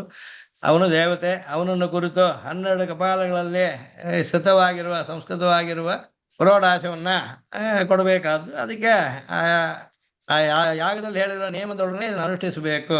ಇಲ್ಲೇನಾಗುತ್ತೆ, ಅಷ್ಟಾಕಪಾಲೋ ಭವತಿ 8ನೇದು ಇಡ್ತಾನೆ. ಆಗ ಗಾಯತ್ರಿ ವೈನಂ ಬ್ರಹ್ಮವತ್ತಸೇನ ಪುನಾತಿ. ಈ ಫಲ ಅವನಿಗೆ ಪವಿತ್ರತೆ ಉಂಟಾಗುತ್ತೆ. ನವಕಪಾಲ ತ್ರಿವೃತೈವ ಎಲ್ಲಿ ಇಡಬೇಕು ಅಂತ ಅನ್ನೋದು ಈ ದಿಕ್ಕು ಆದತ್ತೆಲ್ಲ ಹೇಳಿದ್ದಾರೆ. 1ನೇದು 2ನೇದು ಆ ಕ್ರಮ. ಅದಕ್ಕೆ 1 2 3 ಅಂತ ಹಾಕೊಂಡ್ವಿ. ಈ ಕ್ರಮದಲ್ಲಿ ಇದನ್ನ ಇಡ್ತಾ ಬಂದು ಮೊದಲು ಕಪಾಲದಲ್ಲಿ ಇಡಬೇಕು. ಆಮೇಲೆ ಅದು ಸುಡುತ್ತೆ. ಈ ಅಗ್ನಿಯ ವೇದಿಕೆ ಮೇಲೆ ಇಡಬೇಕು. ಅಗ್ನಿ ಜ್ವಾಲೆಯಿಂದ ಇದು ಮೊದಲು ಸುಡುತ್ತೆ. ಇದರ ಮೇಲೆ ಈ ಅಕ್ಕಿ ಹಿಟ್ಟಿಂದ ಮಾಡಿರೋದು ಒಂದು ರೊಟ್ಟಿಯಂತೆ ತಟ್ಟಿರೋದು ಇದರ ಮೇಲೆ ಇಡೋದು. ಅದು ಕ್ರಮವಾಗಿ ಪಕ್ವವಾಗುತ್ತೆ. ಆಮೇಲೆ ಅಗ್ನಿಯಲ್ಲೇ ಸೇರಿಸೋದು. ಈಗ ಏಕಾದಶಕಪಾಲ ತೃಷ್ಟುಭೈವಾಸ್ಮಿನ್ ಇಂದ್ರಿಯಂ ದಧಾತಿ, 12ಕಪಾಲ ಜಗತ್ತೈವಾಸ್ಮಿನ್ ಪಶುಂ ದಧಾತಿ. ಈಗ ಇದನ್ನ ಮಾಡೋವನಿಗೆ ಯಸ್ಮಿನ್ ಜಾತೆ ಏತಾಮಿಷ್ಟನ್ ನಿರೂಪತಿ. ಯಾವ ಮಗು ಹುಟ್ಟಿದಾಗ ತಂದೆ ಇದನ್ನು ಮಾಡ್ತಾನೋ ಆ ಮಗುವಿಗೆ ಮುಂದೆ ಪೂತಃ ಭವತಿ, ತೇಜಸ್ವಿ ಭವತಿ, ಅನ್ನಾದ ಭವತಿ, ಇಂದ್ರಿಯಾವಿ ಭವತಿ, ಪಶುಮಾನ್ ಭವತಿ. 5 ಫಲಗಳು ಹೇಳಿದೆ. ಇದು ನಿತ್ಯಕರ್ಮವಾದಾಗಲೂ ಈ ಫಲಗಳು ತಾನಾಗಿ ಬರುತ್ತೆ. ಇದು ಸಂಬಲಿತವಾದ ಅಧಿಕಾರ. ಇದು ಸೂತ್ರಗಳು, ಮೀಮಾಂಸಾ ಸೂತ್ರಗಳು. ಅದಕ್ಕೆ ಅರ್ಥ ಅದನ್ನೆಲ್ಲ ಹೇಳ್ಕೊಂಡೋಗಿದೆ. ಇದೊಂದು ರೀತಿ ಅಂದ್ರೆ ನಾವು ತಿಳ್ಕೊಳ್ಳೋದು ಹೇಗೆ ಒಂದೊಂದು ಅಂಶವನ್ನ ಆಚಾರ್ಯರು ಹೇಳೋ ಗ್ರಂಥಗಳಲ್ಲಿ ಅಂತಂದ್ರೆ, ಇದು ಪ್ರತ್ಯವಾಯ ಪರಿಹಾರೇ ಫಲಾಂತರ ಸಮನ್ವಿತೆ ತತ್ರ ಸಂಬಲಿತಂ ಪ್ರಾಹು ಅಧಿಕಾರಂ ವಿಚಕ್ಷಣ ಅನ್ನೋದಕ್ಕೆ ಇದೊಂದು ವಿವರಣೆ ಮಾಡಿತ್ತು. ಹೀಗೆ ಅಗ್ನಿಹೋತ್ರ ನಿತ್ಯ ಕಾಮ್ಯ ಅಗ್ನಿಹೋತ್ರಗಳ ಬಗ್ಗೆ ಯಾವ ಜೀವ ಅಗ್ನಿಹೋತ್ರ ಜೋಹತಿ ಅಂತ ಒಂದಿದೆ. ಅಗ್ನಿಹೋತ್ರ ಜೋಹ ಸ್ವರ್ಗಕಾಮ ಅಂತ ಸ್ವರ್ಗಕ್ಕಾಗಿ ಮಾಡೋನಿದ್ರೆ ಅಲ್ಲಿ ಅದು ಮಾಸಾಗ್ನಿಹೋತ್ರ. ಅದು ಅಷ್ಟು ಕಾಲ 2 ಒಂದು ಸಲ ಮಾಡಿದ್ರೇನೆ ಸಿದ್ಧಿಸಿ ಬಿಡುತ್ತೆ. ಅದರ ವಿವರಣೆ ಅದು. ನಂತರ ಮೀಮಾಂಸಾ ಸಂಗ್ರಹ ಅಂತ ಒಂದು ಗ್ರಂಥ ವಿ ಕೆ ರಾಮಾನುಜಾಚಾರ್ಯದ್ದು. ಅವರು ಹೇಳಿರೋದೆಲ್ಲ ಇದೆ ಇಲ್ಲಿ. ಅದೇ ಈ ಕ್ರಮಕೋಪ ಅಂತ ಅನ್ನೋದಲ್ಲಿ ದ್ಯತಿ ಹೃದಯಸ್ಯಾಗ್ರೇ ವದ್ಯತ್ಯಥ ಜಿಹ್ವಾಯ ಸವಕ್ಷಸ. ಆಮೇಲೆ ಯದ್ವೈ ಹೃದಯೇನಾಭಿಗಚ್ಚತಿ ತಜ್ಜಿಹ್ವಯ ವದತಿ, ಯಜ್ಜಿಹ್ವಯ ವದತಿ ತದು ರಸೋದ ನಿರ್ವದತಿ. ಈ ಕಾರಣದಿಂದ ಈ 3ನ್ನ ಮೊದಲು ಮನಸ ಧ್ಯಾನಿಸ್ತಾನೆ, ಬಾಯಿಂದ ಹೇಳ್ತಾನೆ, ಆಮೇಲೆ ಕೆಲಸದಲ್ಲಿ ಮಾಡ್ತಾನೆ. ಮಾನಸ ವಾಚಿಕ ಕಾಯಿಕಕ್ಕೋಸ್ಕರ ಇವನ್ ಹೇಳ. ಆಮೇಲೆ ಏತದ್ವೈ ಪಶೋರ್ಯಥಾ ಪೂರ್ವಂ ಯಸ್ಯೈವಮ ವದಾಯ ಯಥಾ ಕಾಮಮುತ್ತರೇಷಾಮ ವದ್ಯತಿ. ಬಾಕಿ ಇರೋದ್ರಲ್ಲಿ ಅವ್ರು ಬರೆಯುವಾಗ ಹೇಳ್ತಾರೆ ஏகாசாவதானானே அவத்தியத்தே. 11 அங்கங்கள் அறுத்து எடுக்கப்படுகின்றன. பசுவில் உள்ள 10 பிராணன் ஆத்மா ஒன்று ஆக 11ஆதலின் இது பசு முழுதையும் அறுத்தெடுத்ததாகிறது. ஹிருதயஸ்யாதி கிரம விதி அறுத்தெடுப்பதன் முறையை விதிக்கின்றது. ஹிருதயஸ்ய அக்ரே வத்தியதே அத ஜிஹ்வா பசோர் யதாபூர்வம். இதயத்தில் நினைத்தது நாவால் சொல்லப்படுகின்றது. அவ்வாறு சொல்லும் மார்பின் மேலிடத்தின் வலியாமாதலின் முதலில் இதயத்தையும் 2வது நாவையும் 3வது மார்பையும் அறுத்தல் வேண்டும். இதுவே நல்ல முறையாம். மேல் அறுக்கும் அங்கங்களுக்கும் இதய முதலிய முறை வேண்டும் என்பது ಆಮೇಲೆ ಈ ಕ್ರಮವಿಲ್ಲ ಅಂತ ಅನ್ನೋದಕ್ಕೆ ಈ 3ನ್ನ ತಗೊಂಡ್ಮೇಲೆ ಮೇಲಕ್ಕೆ ಹೇಳಿ ವಿರುಂಬಿಯ ವಣ್ಣಂ ಅರಕಿಲ್ ಕುತ್ತಮಿಲ್ಲ. ಈ ರೀತಿ ಅಂದ್ರೆ ಹೇಗೆ ನಿಶ್ಚಯ ಮಾಡೋದು ಅನ್ನೋದಕ್ಕೆ ಶಾಸ್ತ್ರೀಯ ಮಾರ್ಗ ತಿಳಿದಿರಬೇಕು. ಇದು ಕೂಡ ಲಿಂಕ್ ಹಾಕೊಂಡಿದ್ದೆ. ಅದು ಇನ್ನೊಂದು ಸ್ಲೈಡ್ ಕಾಣಲಿಲ್ಲ. ಅದು ಬೇರೆ ಸ್ಲೈಡ್ அது தெரியல. அது ஸ்லைட் சேஞ்ச் ஆச்சா? அது எந்த ஸ்லைடு தெரியல. சாரபோதினி வியாக்கியான்றது அந்த ஸ்லைடு தான் தெரிஞ்சிட்டு இருக்கு. ஒன்று பண்றேன். ஓகே, இதாச்சு இல்லையா? இதுக்கு அடுத்ததுல ಅಂದ್ರೆ ಇದು ಟೆಕ್ಸ್ಟ್ தான் இருந்தது. அதில் ஒன்றும் நான் லிங்க் பண்ணல. டெக்ஸ்டா இருந்தது. இதே அதான் படித்தேன். ஜாத்தே அஷ்டி இருந்ததா இதே இங்க இந்த லிங்க் இருக்கு. அதுக்காக தான் இங்க இது இந்த இடத்துல லிங்க் வராது. இதுல பிடிஎஃப் இருக்கிறதுனால பார்க்குறேன். இந்த ஜாத்தே அஷ்டின்றது இன்னொன்று இருக்கு, அதையும் பார்க்கலாம். அதே லிங்கா இருந்தா இப்போ ஜாத்தே அஷ்டி லிங்க் காமெண்ட் ஜாத்தே அஷ்டி தெரியறது இல்லையா? அதான் இப்ப பார்த்துதான் இதுல இன்னொன்று இதுக்கே இன்னொரு பேர் உண்டு, வைஸ்வானரே அஷ்டி அப்படின்னு பேர் உண்டு இதுக்கு. அதான் இது பார்த்துருக்கோம் இல்லை, இது தெரிஞ்சது இல்லை இந்த ஸ்கிரீன்ஸு. இதுல ಇದು ತಿಳಿದು. இந்த சில விசேஷம் பண்ணிருக்கு, அதையும் ಕಾಟ್ರೆ. ಇದು ತಿಳ್ಕೊಳ್ಳೋದ್ರಲ್ಲಿ ಪರಿಶ್ರಮ ಪಡಬೇಕು. ಪೂರ್ವಾಚಾರ್ಯರ ಗ್ರಂಥಗಳಲ್ಲಿ ನಮಗೆ ಬಹಳಷ್ಟು ಲಾಭ ಉಂಟು. ಇದು ಕೈಂಕರ್ಯ ದೃಷ್ಟಿಯ ಮಾಡುವಾಗ ಎಷ್ಟು ವಿಶೇಷವಾಗಿ ತಿಳ್ಕೊಂಡ್ರೆ ಅಷ್ಟು ಮನಸ್ಸಿಗೆ ನಮಗೆ ತೃಪ್ತಿ ಏರ್ಪಡುವಾಗ ಪರಮಾತ್ಮ ಪ್ರೀತನಾಗ್ತಾನೆ ಅನ್ನೋದು ನಮಗೆ ವ್ಯಕ್ತವಾಗುತ್ತೆ. ಅದಕ್ಕಾಗಿ ಸಾಧ್ಯವಾದಷ್ಟು ಅದನ್ನು ತಿಳ್ಕೊಳ್ಳೋಕೆ ಪ್ರಯತ್ನ ಪಟ್ರೆ, ಇವಾಗ ಯಸ್ಮಿನ್ ಜಾತಿ ಬಿಟ್ಟು ಇಲ್ಲಿ ಏನು ಇದು ಸ್ವಲ್ಪ ಈ ಪುರೋಡಾಶ ಅಂದ್ರೆ ಏನೋ ಮುಂತಾದಕ್ಕೆಲ್ಲ ಸ್ವಲ್ಪ ವಿವರಣೆ ಹೇಳಿದೆ. ಭತ್ತವನ್ನ ಕುಟ್ಟೋದು, ನೆಲ್ಲೈ ಕುತ್ತಿ ಅರಿಶಿ ಆಹ ಪಣ್ಣಿ ಅದರಿಂದ ಅಕ್ಕಿ ಹೊಳಗೆ ಬರುತ್ತೆ. ಅರಿಶಿ ಅರೈತೆ ಮಾವಾಹ ಪಣ್ಣಿ ಇದಕ್ಕೆಲ್ಲ ಕಷಾಯದ ಮೇಲೆ ಇಟ್ಕೋಬೇಕು. ಅದಕ್ಕೆ ಅಂತ ಇಲ್ಲಿ ಹಾಗೆ ಕಲ್ಲುಗಳು ಇಟ್ಕೊಳ್ಳೋಕೆ ಹೇಳುತ್ತೆ, ಮರದಿಂದ ಕುಟ್ಟಕ್ಕೆ ಹೇಳುತ್ತೆ. ಈ ರೀತಿ ಅರಿಶಿ ಅರೈತೆ ಮಾವಾಹ ಪಣ್ಣಿ ಮಾವೈ ಬರುತ್ತೆ, ಅದನ್ನ ಆಮೇಲೆ ಹುರಿಬೇಕು. ಜಲத்தை விட்டு ಉಂಡೆಯಾಹ ಪಣ್ಣಿ ಅದೇ ಸುಡ ವೇಣಂ ಅಪ್ಪೋದು ಅದಕ್ಕೆ ಪುರೋಡಾಶಂ ಎಂದು ಪೆಯರ್. ಈ ಶಬ್ದಕ್ಕೆ ಅರ್ಥ ಹೇಳೋದು ಹೇಗೆ, ಗೊತ್ತಾಗೋದು ಹೇಗೆ? ಅದಕ್ಕೋಸ್ಕರ ಕೇಳ್ಕೊಂಡಿದ್ರೆ ಸಾಲದು, ಅರ್ಥವಾಗದೇ ಇದ್ರೆ, ಮನಸ್ಸಿಗೆ ಬರದೇ ಇದ್ರೆ ಅದೆಲ್ಲ ಅಗ್ನಿಯಲ್ಲಿ ಹಾಕೋದು ಈ ರೀತಿ. ಇದಕ್ಕೆ ಇನ್ನೂ ಕೆಲವು ಅಂದ್ರೆ ಹಾಕ್ತಾನೆ, ಅದು ಉಬ್ಬುತ್ತೆ ದೊಡ್ಡದಾಗಿ. ಅದು ಬೆಂದಿರೋದು ಯಾವಾಗ ಗೊತ್ತಾಗುತ್ತೆ ಅಂದ್ರೆ ಉರುಪ್ರಥಸ್ವ ಅಂತ ಶ್ರುತಿ ಹೇಳುತ್ತೆ. ರೊಟ್ಟಿ ಹಾಗೆ ಅದು ಪೂರಿ ಅಂತೆ ಮೇಲಕ್ಕೆ ಉಬ್ಬಿ ಬರುತ್ತೆ, ಆವಾಗ ಅದು ಪಕ್ವವಾಗಿದೆ ಅಂತ ಅರ್ಥ. ಈ ರೀತಿ ಇದನ್ನೆಲ್ಲ ತಿಳ್ಕೊಳ್ಳೋದಕ್ಕೆ ದಾರಿಗಳುಂಟು ಅಂದ್ರೆ ಪ್ರಯತ್ನ ಪಟ್ರೆ. ಇದು ಪ್ರಪನ್ನನಾದವನಿಗೆ ಸಮಯವನ್ನ ಭಗವತ್ ಕೈಂಕರ್ಯದಲ್ಲಿ ಕಳೀತೀನಿ ಅಂತಂದ್ರೆ ಶ್ರಮವಿಲ್ಲದೆ ಹೀಗೆ ಅದರಲ್ಲೇ ಪ್ರಯತ್ನ ಪಡ್ತಾ ಹೋಗಬಹುದು. ಈ ರೀತಿ ಈ ಜಾತೆ ಅಷ್ಟೇ ವೈಶ್ವಾನರಂ ದೇವತೆ ವೈಶ್ವಾನರ ದ್ರವ್ಯ 12 ಕಪಾಲಗಳಲ್ಲೇ ಪಕ್ವ ಮಾಡುವ ಪುರೋಡಾಶ, ಅದನ್ನ ಗಂಡು ಮಗು ಹುಟ್ಟಿದಾಗ ಮಾಡಬೇಕಾದ್ದು. ಇದನ್ನ ವಿಧಿ ಹೇಳ್ಬಿಟ್ಟು 8, 9, 10, 11 ಕಪಾಲಗಳಲ್ಲೇ ಪುರೋಡಾಶವನ್ನು ಮಾಡಿದ್ರೆ ಅದಕ್ಕೂ ಒಂದು ಸ್ತೋತ್ರ ಮಾಡ್ತು ಶ್ರುತಿ. ಇದನ್ನ ಅರ್ಥವಾದ ಅಂತ ಮೀಮಾಂಸಕರು ತೀರ್ಮಾನ ಮಾಡ್ತಾರೆ. ಕೊನೆಯಲ್ಲಿ ಇಷ್ಟಿ ಮಾಡೋದು 12 ಆದ್ಮೇಲೆ. ಇದರಿಂದ ಲಾಭ ಹುಟ್ಟೋ ಮಗುವಿಗೆ, ಆ ಹುಡುಗನಿಗೆ ಅವನು ಶುದ್ಧನಾಗ್ತಾನೆ, ತೇಜಸ್ವಿ ಆಗ್ತಾನೆ, ಅವನಿಗೆ ಅನ್ನ ಸಮೃದ್ಧಿ ಇರುತ್ತೆ, ಶರೀರ ಬಲ ಪುಷ್ಟಿ ಚೆನ್ನಾಗಿರುತ್ತೆ, ಪಶು ಸಮೃದ್ಧಿ ಉಂಟಾಗುತ್ತೆ. ಇದು ಕೂಡ ಇದರ ಜೊತೆಯಲ್ಲಿ ಸಿಗುವ ಒಂದು ಹೆಚ್ಚುವರಿಯಾದ ಒಂದು ಲಾಭ. ಇದನ್ನ ಯಾವಾಗ ಮಾಡೋದು ಅನ್ನೋ ವಿಷಯದಲ್ಲೂ ಇದೆಲ್ಲ ಒಂದೇ ಇಷ್ಟಿ ಅನ್ನೋದು ಒಂದು ತೀರ್ಮಾನ. ಇದರಿಂದ ಫಲ ಹುಟ್ಟೋ ಮಗುವಿಗೆ, ಕರ್ತಾವಿಗಲ್ಲ, ತಂದೆಗಲ್ಲ. ಇದನ್ನ ಯಾವಾಗ ಮಾಡಬೇಕನ್ನೋದ್ರಲ್ಲಿ ಜಾತಕರ್ಮದ ನಂತರನೂ ಮಾಡ್ಬೋದು, ಆದರೆ ಆಶೌಚ ಕಳೆದ ಮೇಲೆ ಮಾಡೋದು ಅಂತ ನಿಶ್ಚಯ ಮಾಡ್ಕೊಂಡಿದ್ದಾನೆ. 10 ದಿವಸ ಆಶೌಚವಿದ್ದರೆ ಆಮೇಲೆ ಮಾಡೋದು. ಈ ರೀತಿ ಇದಕ್ಕೆಲ್ಲ ಆಯಾ ಅಧ್ಯಾಯದಲ್ಲಿ, ಪಾದದಲ್ಲಿ, ಮೀಮಾಂಸೆಯಲ್ಲಿ ವಿವರಣೆ ಇದೆ ಅನ್ನೋದನ್ನೆಲ್ಲ ತೋರಿಸಿಕೊಟ್ಟಿದೆ. ಈ ವಿಷಯದಲ್ಲಿ ಒಂದು ಶ್ಲೋಕ ಸ್ವಾಮಿಯವರು ತತ್ವದಾಗಲಾಪದಲ್ಲೂ ಹೇಳಿದ್ದಾರೆ. ಅದನ್ನು ಸ್ವಲ್ಪ ಅಂದ್ರೆ ಎಲ್ಲಿ ಹೇಳಿದ್ರು ಒಂದೇ ರೀತಿ ಹೇಳ್ತಾರೆ ಅವರು. ದಶೇಷ ಮೀಮಾಂಸೆಯಲ್ಲೂ ಹೀಗೆ ಹೇಳಿದೆ. ಕರ್ತವ್ಯಂ ಯನ್ನಿಮಿತ್ತೇ ಸತಿ ತದುಭಯಥ ಪಾಪಶಾಂತ್ಯರ್ಥಮೇಕಂ ತತ್ಸ್ಯಾತ್ ಕಾಮ್ಯೇನ ತುಲ್ಯಂ ಪರಮಕರಣತಃ ದೋಷಕರನ್ ನಿತ್ಯತುಲ್ಯಂ ಸತ್ಯಾಂ ಕಾಮಶ್ರುತೌ ಸಂವಲಿತಮಪಿ ಭವೇತ್ ತದ್ಬಲಾದೇತದೇವ ತ್ಯಾಗೇ ಚ ಪ್ರತ್ಯವಾಯಸ್ತು ಅನಧಿಕೃತ ಮುಖಃ ತತ್ರಾವಸೇಯಃ. ಹೀಗೆ ಚತುರ್ಥಕಲಾಪದಲ್ಲಿಯೂ ಕೂಡ ಜೀವಸರದಲ್ಲಿ ಜೀವಾತ್ಮನ ಕರ್ತವ್ಯಗಳನ್ನ, ಪರಮಾತ್ಮನ ಶೇಷತ್ವವನ್ನು ಹೇಳೋ ಕಾಲದಲ್ಲಿ ಇದರ ಬಗ್ಗೆನೂ ಹೇಳ್ತಾರೆ. ಇವನು ಹೇಗೆ ನಡ್ಕೋಬೇಕು, ಇವನು ಯಾವ್ಯಾವ ಕರ್ಮಗಳಲ್ಲಿ ಹೇಗೆ ನಿರ್ಣಯವನ್ನ ತಗೋಬೇಕು ಅನ್ನೋದ್ರ ಬಗ್ಗೆ ಅಲ್ಲೂ ಹೇಳ್ತಾರೆ ಇದನ್ನ ಅಂತಂದ್ರೆ. ಇಲ್ಲಿ ಪ್ರಬಂಧನಿಗೆ ಉತ್ತರ ಹಾಗೆ ಶಾಸ್ತ್ರೀಯ ಪದ್ಧತಿ ಅನ್ನೋ ವಿಷಯದಲ್ಲಿ ತಮಿಳಲ್ಲಿದೆ, ನಿಮಿತ್ತ ಉಂಟಾಗುವಾಗ ಮಾಡೋದಕ್ಕೆ ನೈಮಿತ್ತಿಕ ಅಂತ ಹೆಸರು. ಇದು 2 ರೀತಿ ನೈಮಿತ್ತಿಕವನ್ನ 2 ಬಿಡಿಸ್ತಾರೆ ಇಲ್ಲಿ.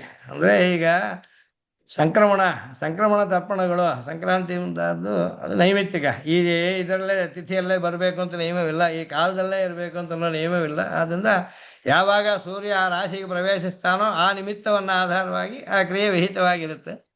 ಸಂಧ್ಯಾದಿಗಳು ಹಾಗಲ್ಲ, ಪ್ರಾತಃ ಮಧ್ಯಾಹ್ನ ಸಾಯಂಕಾಲ ಮಾಡಬೇಕಾದ್ದು ಸೂರ್ಯೋದಯ ಅಸ್ತಮನ ಕಾಲಗಳಲ್ಲಿ ಅಂತಿದೆ, ಪ್ರತಿದಿನ ಅದು.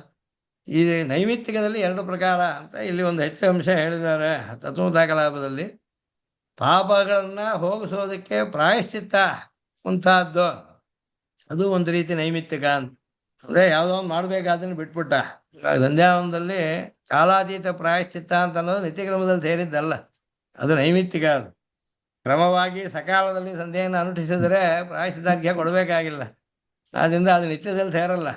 ಆದರೆ ಆ ನಿತ್ಯ ಕರ್ಮದಲ್ಲಿ ನಾವು ಒಂದು ದೋಷ ಏರ್ಪಟ್ಟು ಆ ದೋಷವನ್ನು ಹೋಗಿಸ್ಕೊಳ್ಳೋದಕ್ಕೋಸ್ಕರ ಪ್ರಾಯಶ್ಚಿತ್ತ ಮಾಡದೆ ಅದರಲ್ಲೂ ಒಂದು ನೈಮಿತ್ತಿಗೆ ಬೆರೆತಿದೆ, ಅದರಿಂದ ಒಂದು ಪಾಪ ಬರುತ್ತೆ ಕಾಲ ಅತಿಕ್ರಮದಿಂದ, ಅದನ್ನ ಹೋಗಿಸೋದಕ್ಕೆ ಆಗ ಪರಿಹಾರಕ್ಕಾಗಿ ಪಾಪ ಶಾಂತ್ಯರ್ಥಮೇಕಂ ಅಂತ ಹಿಂದೆ ಅದಕ್ಕೋಸ್ಕರ ಶ್ಲೋಕದಲ್ಲಿ ತತ್ವದಲ್ಲಿ ಕರ್ತವ್ಯಂ ಏನ್ ನಿಮಿತ್ತೇ ಸತಿ, ನೈಮಿತ್ತಿಕದಲ್ಲಿಯೂ ಕೂಡ ತದುಭಯಥ ಪಾಪ ಶಾಂತ್ಯರ್ಥಮೇಕಂ ಒಂದು.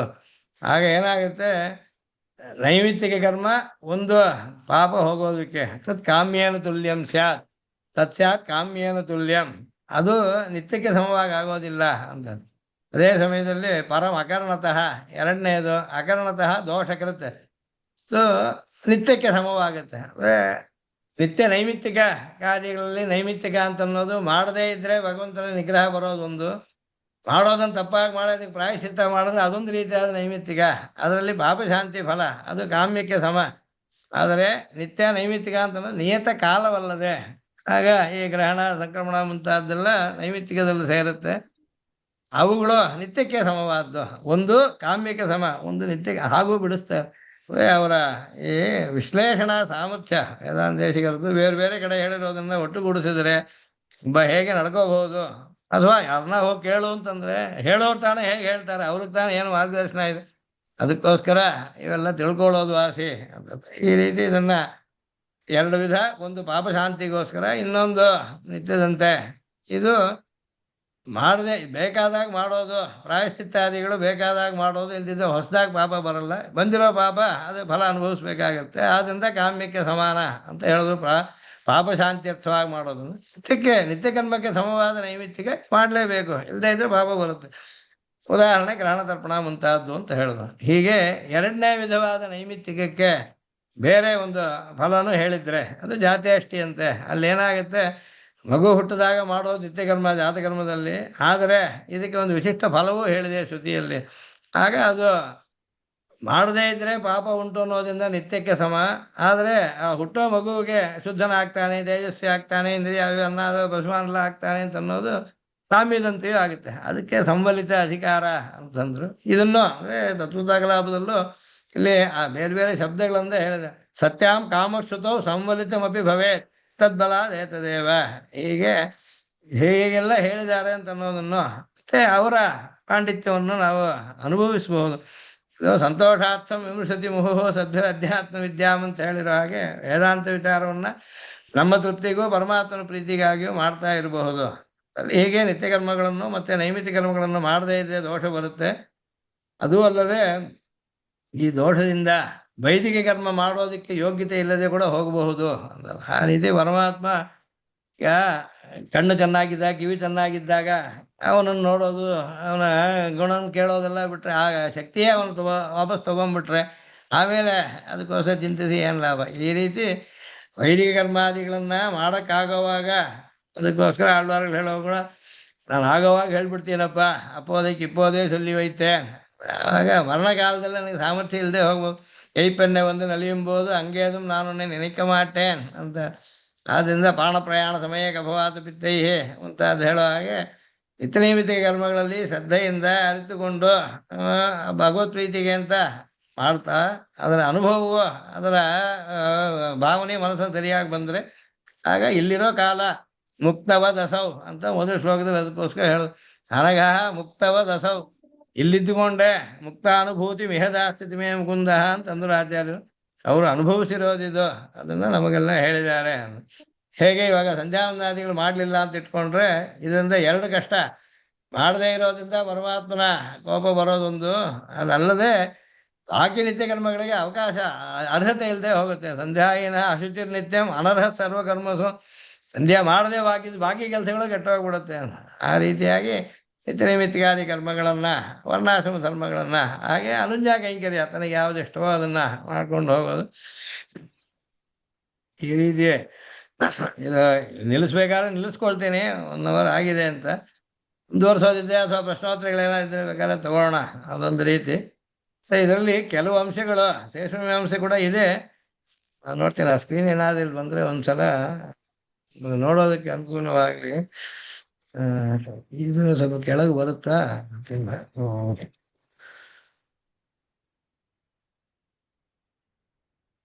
ಒಂದು ಸ್ಕ್ರೀನಲ್ಲಿ ತಾಳೆ ತೆಗೆದು ಇಟ್ಟಿದ್ದೆ, ಅದೇ ನೋಡೋದಕ್ಕೆ. ಇನ್ನು ನಾವು ಪಬ್ಲಿಷ್ ಆಗಿಲ್ಲ.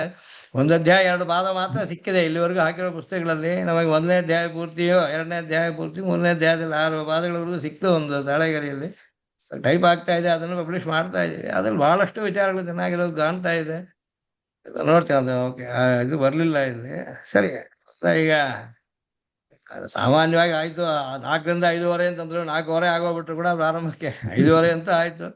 ಬಂದಿರೋರಿಗೆ ಶ್ರೋತೃಗಳಿಗೆ ಅಸೌಕರ್ಯವಿಲ್ಲದೆ ನಿಲ್ಸೋದಾದ್ರೆ ನಿಲ್ಸ್ಕೋಬಹುದು, ಅಥವಾ ಏನಾದ್ರು ಮುಂದೆ ಹೇಗೆ ಹೇಳಿದ್ರೆ ನರಸಿಂಹನವ್ರು ಹೇಳಿದ್ರೆ ಮುಂದುವರಿಯೋಣ, ತೊಂದರೆ ಇಲ್ಲ.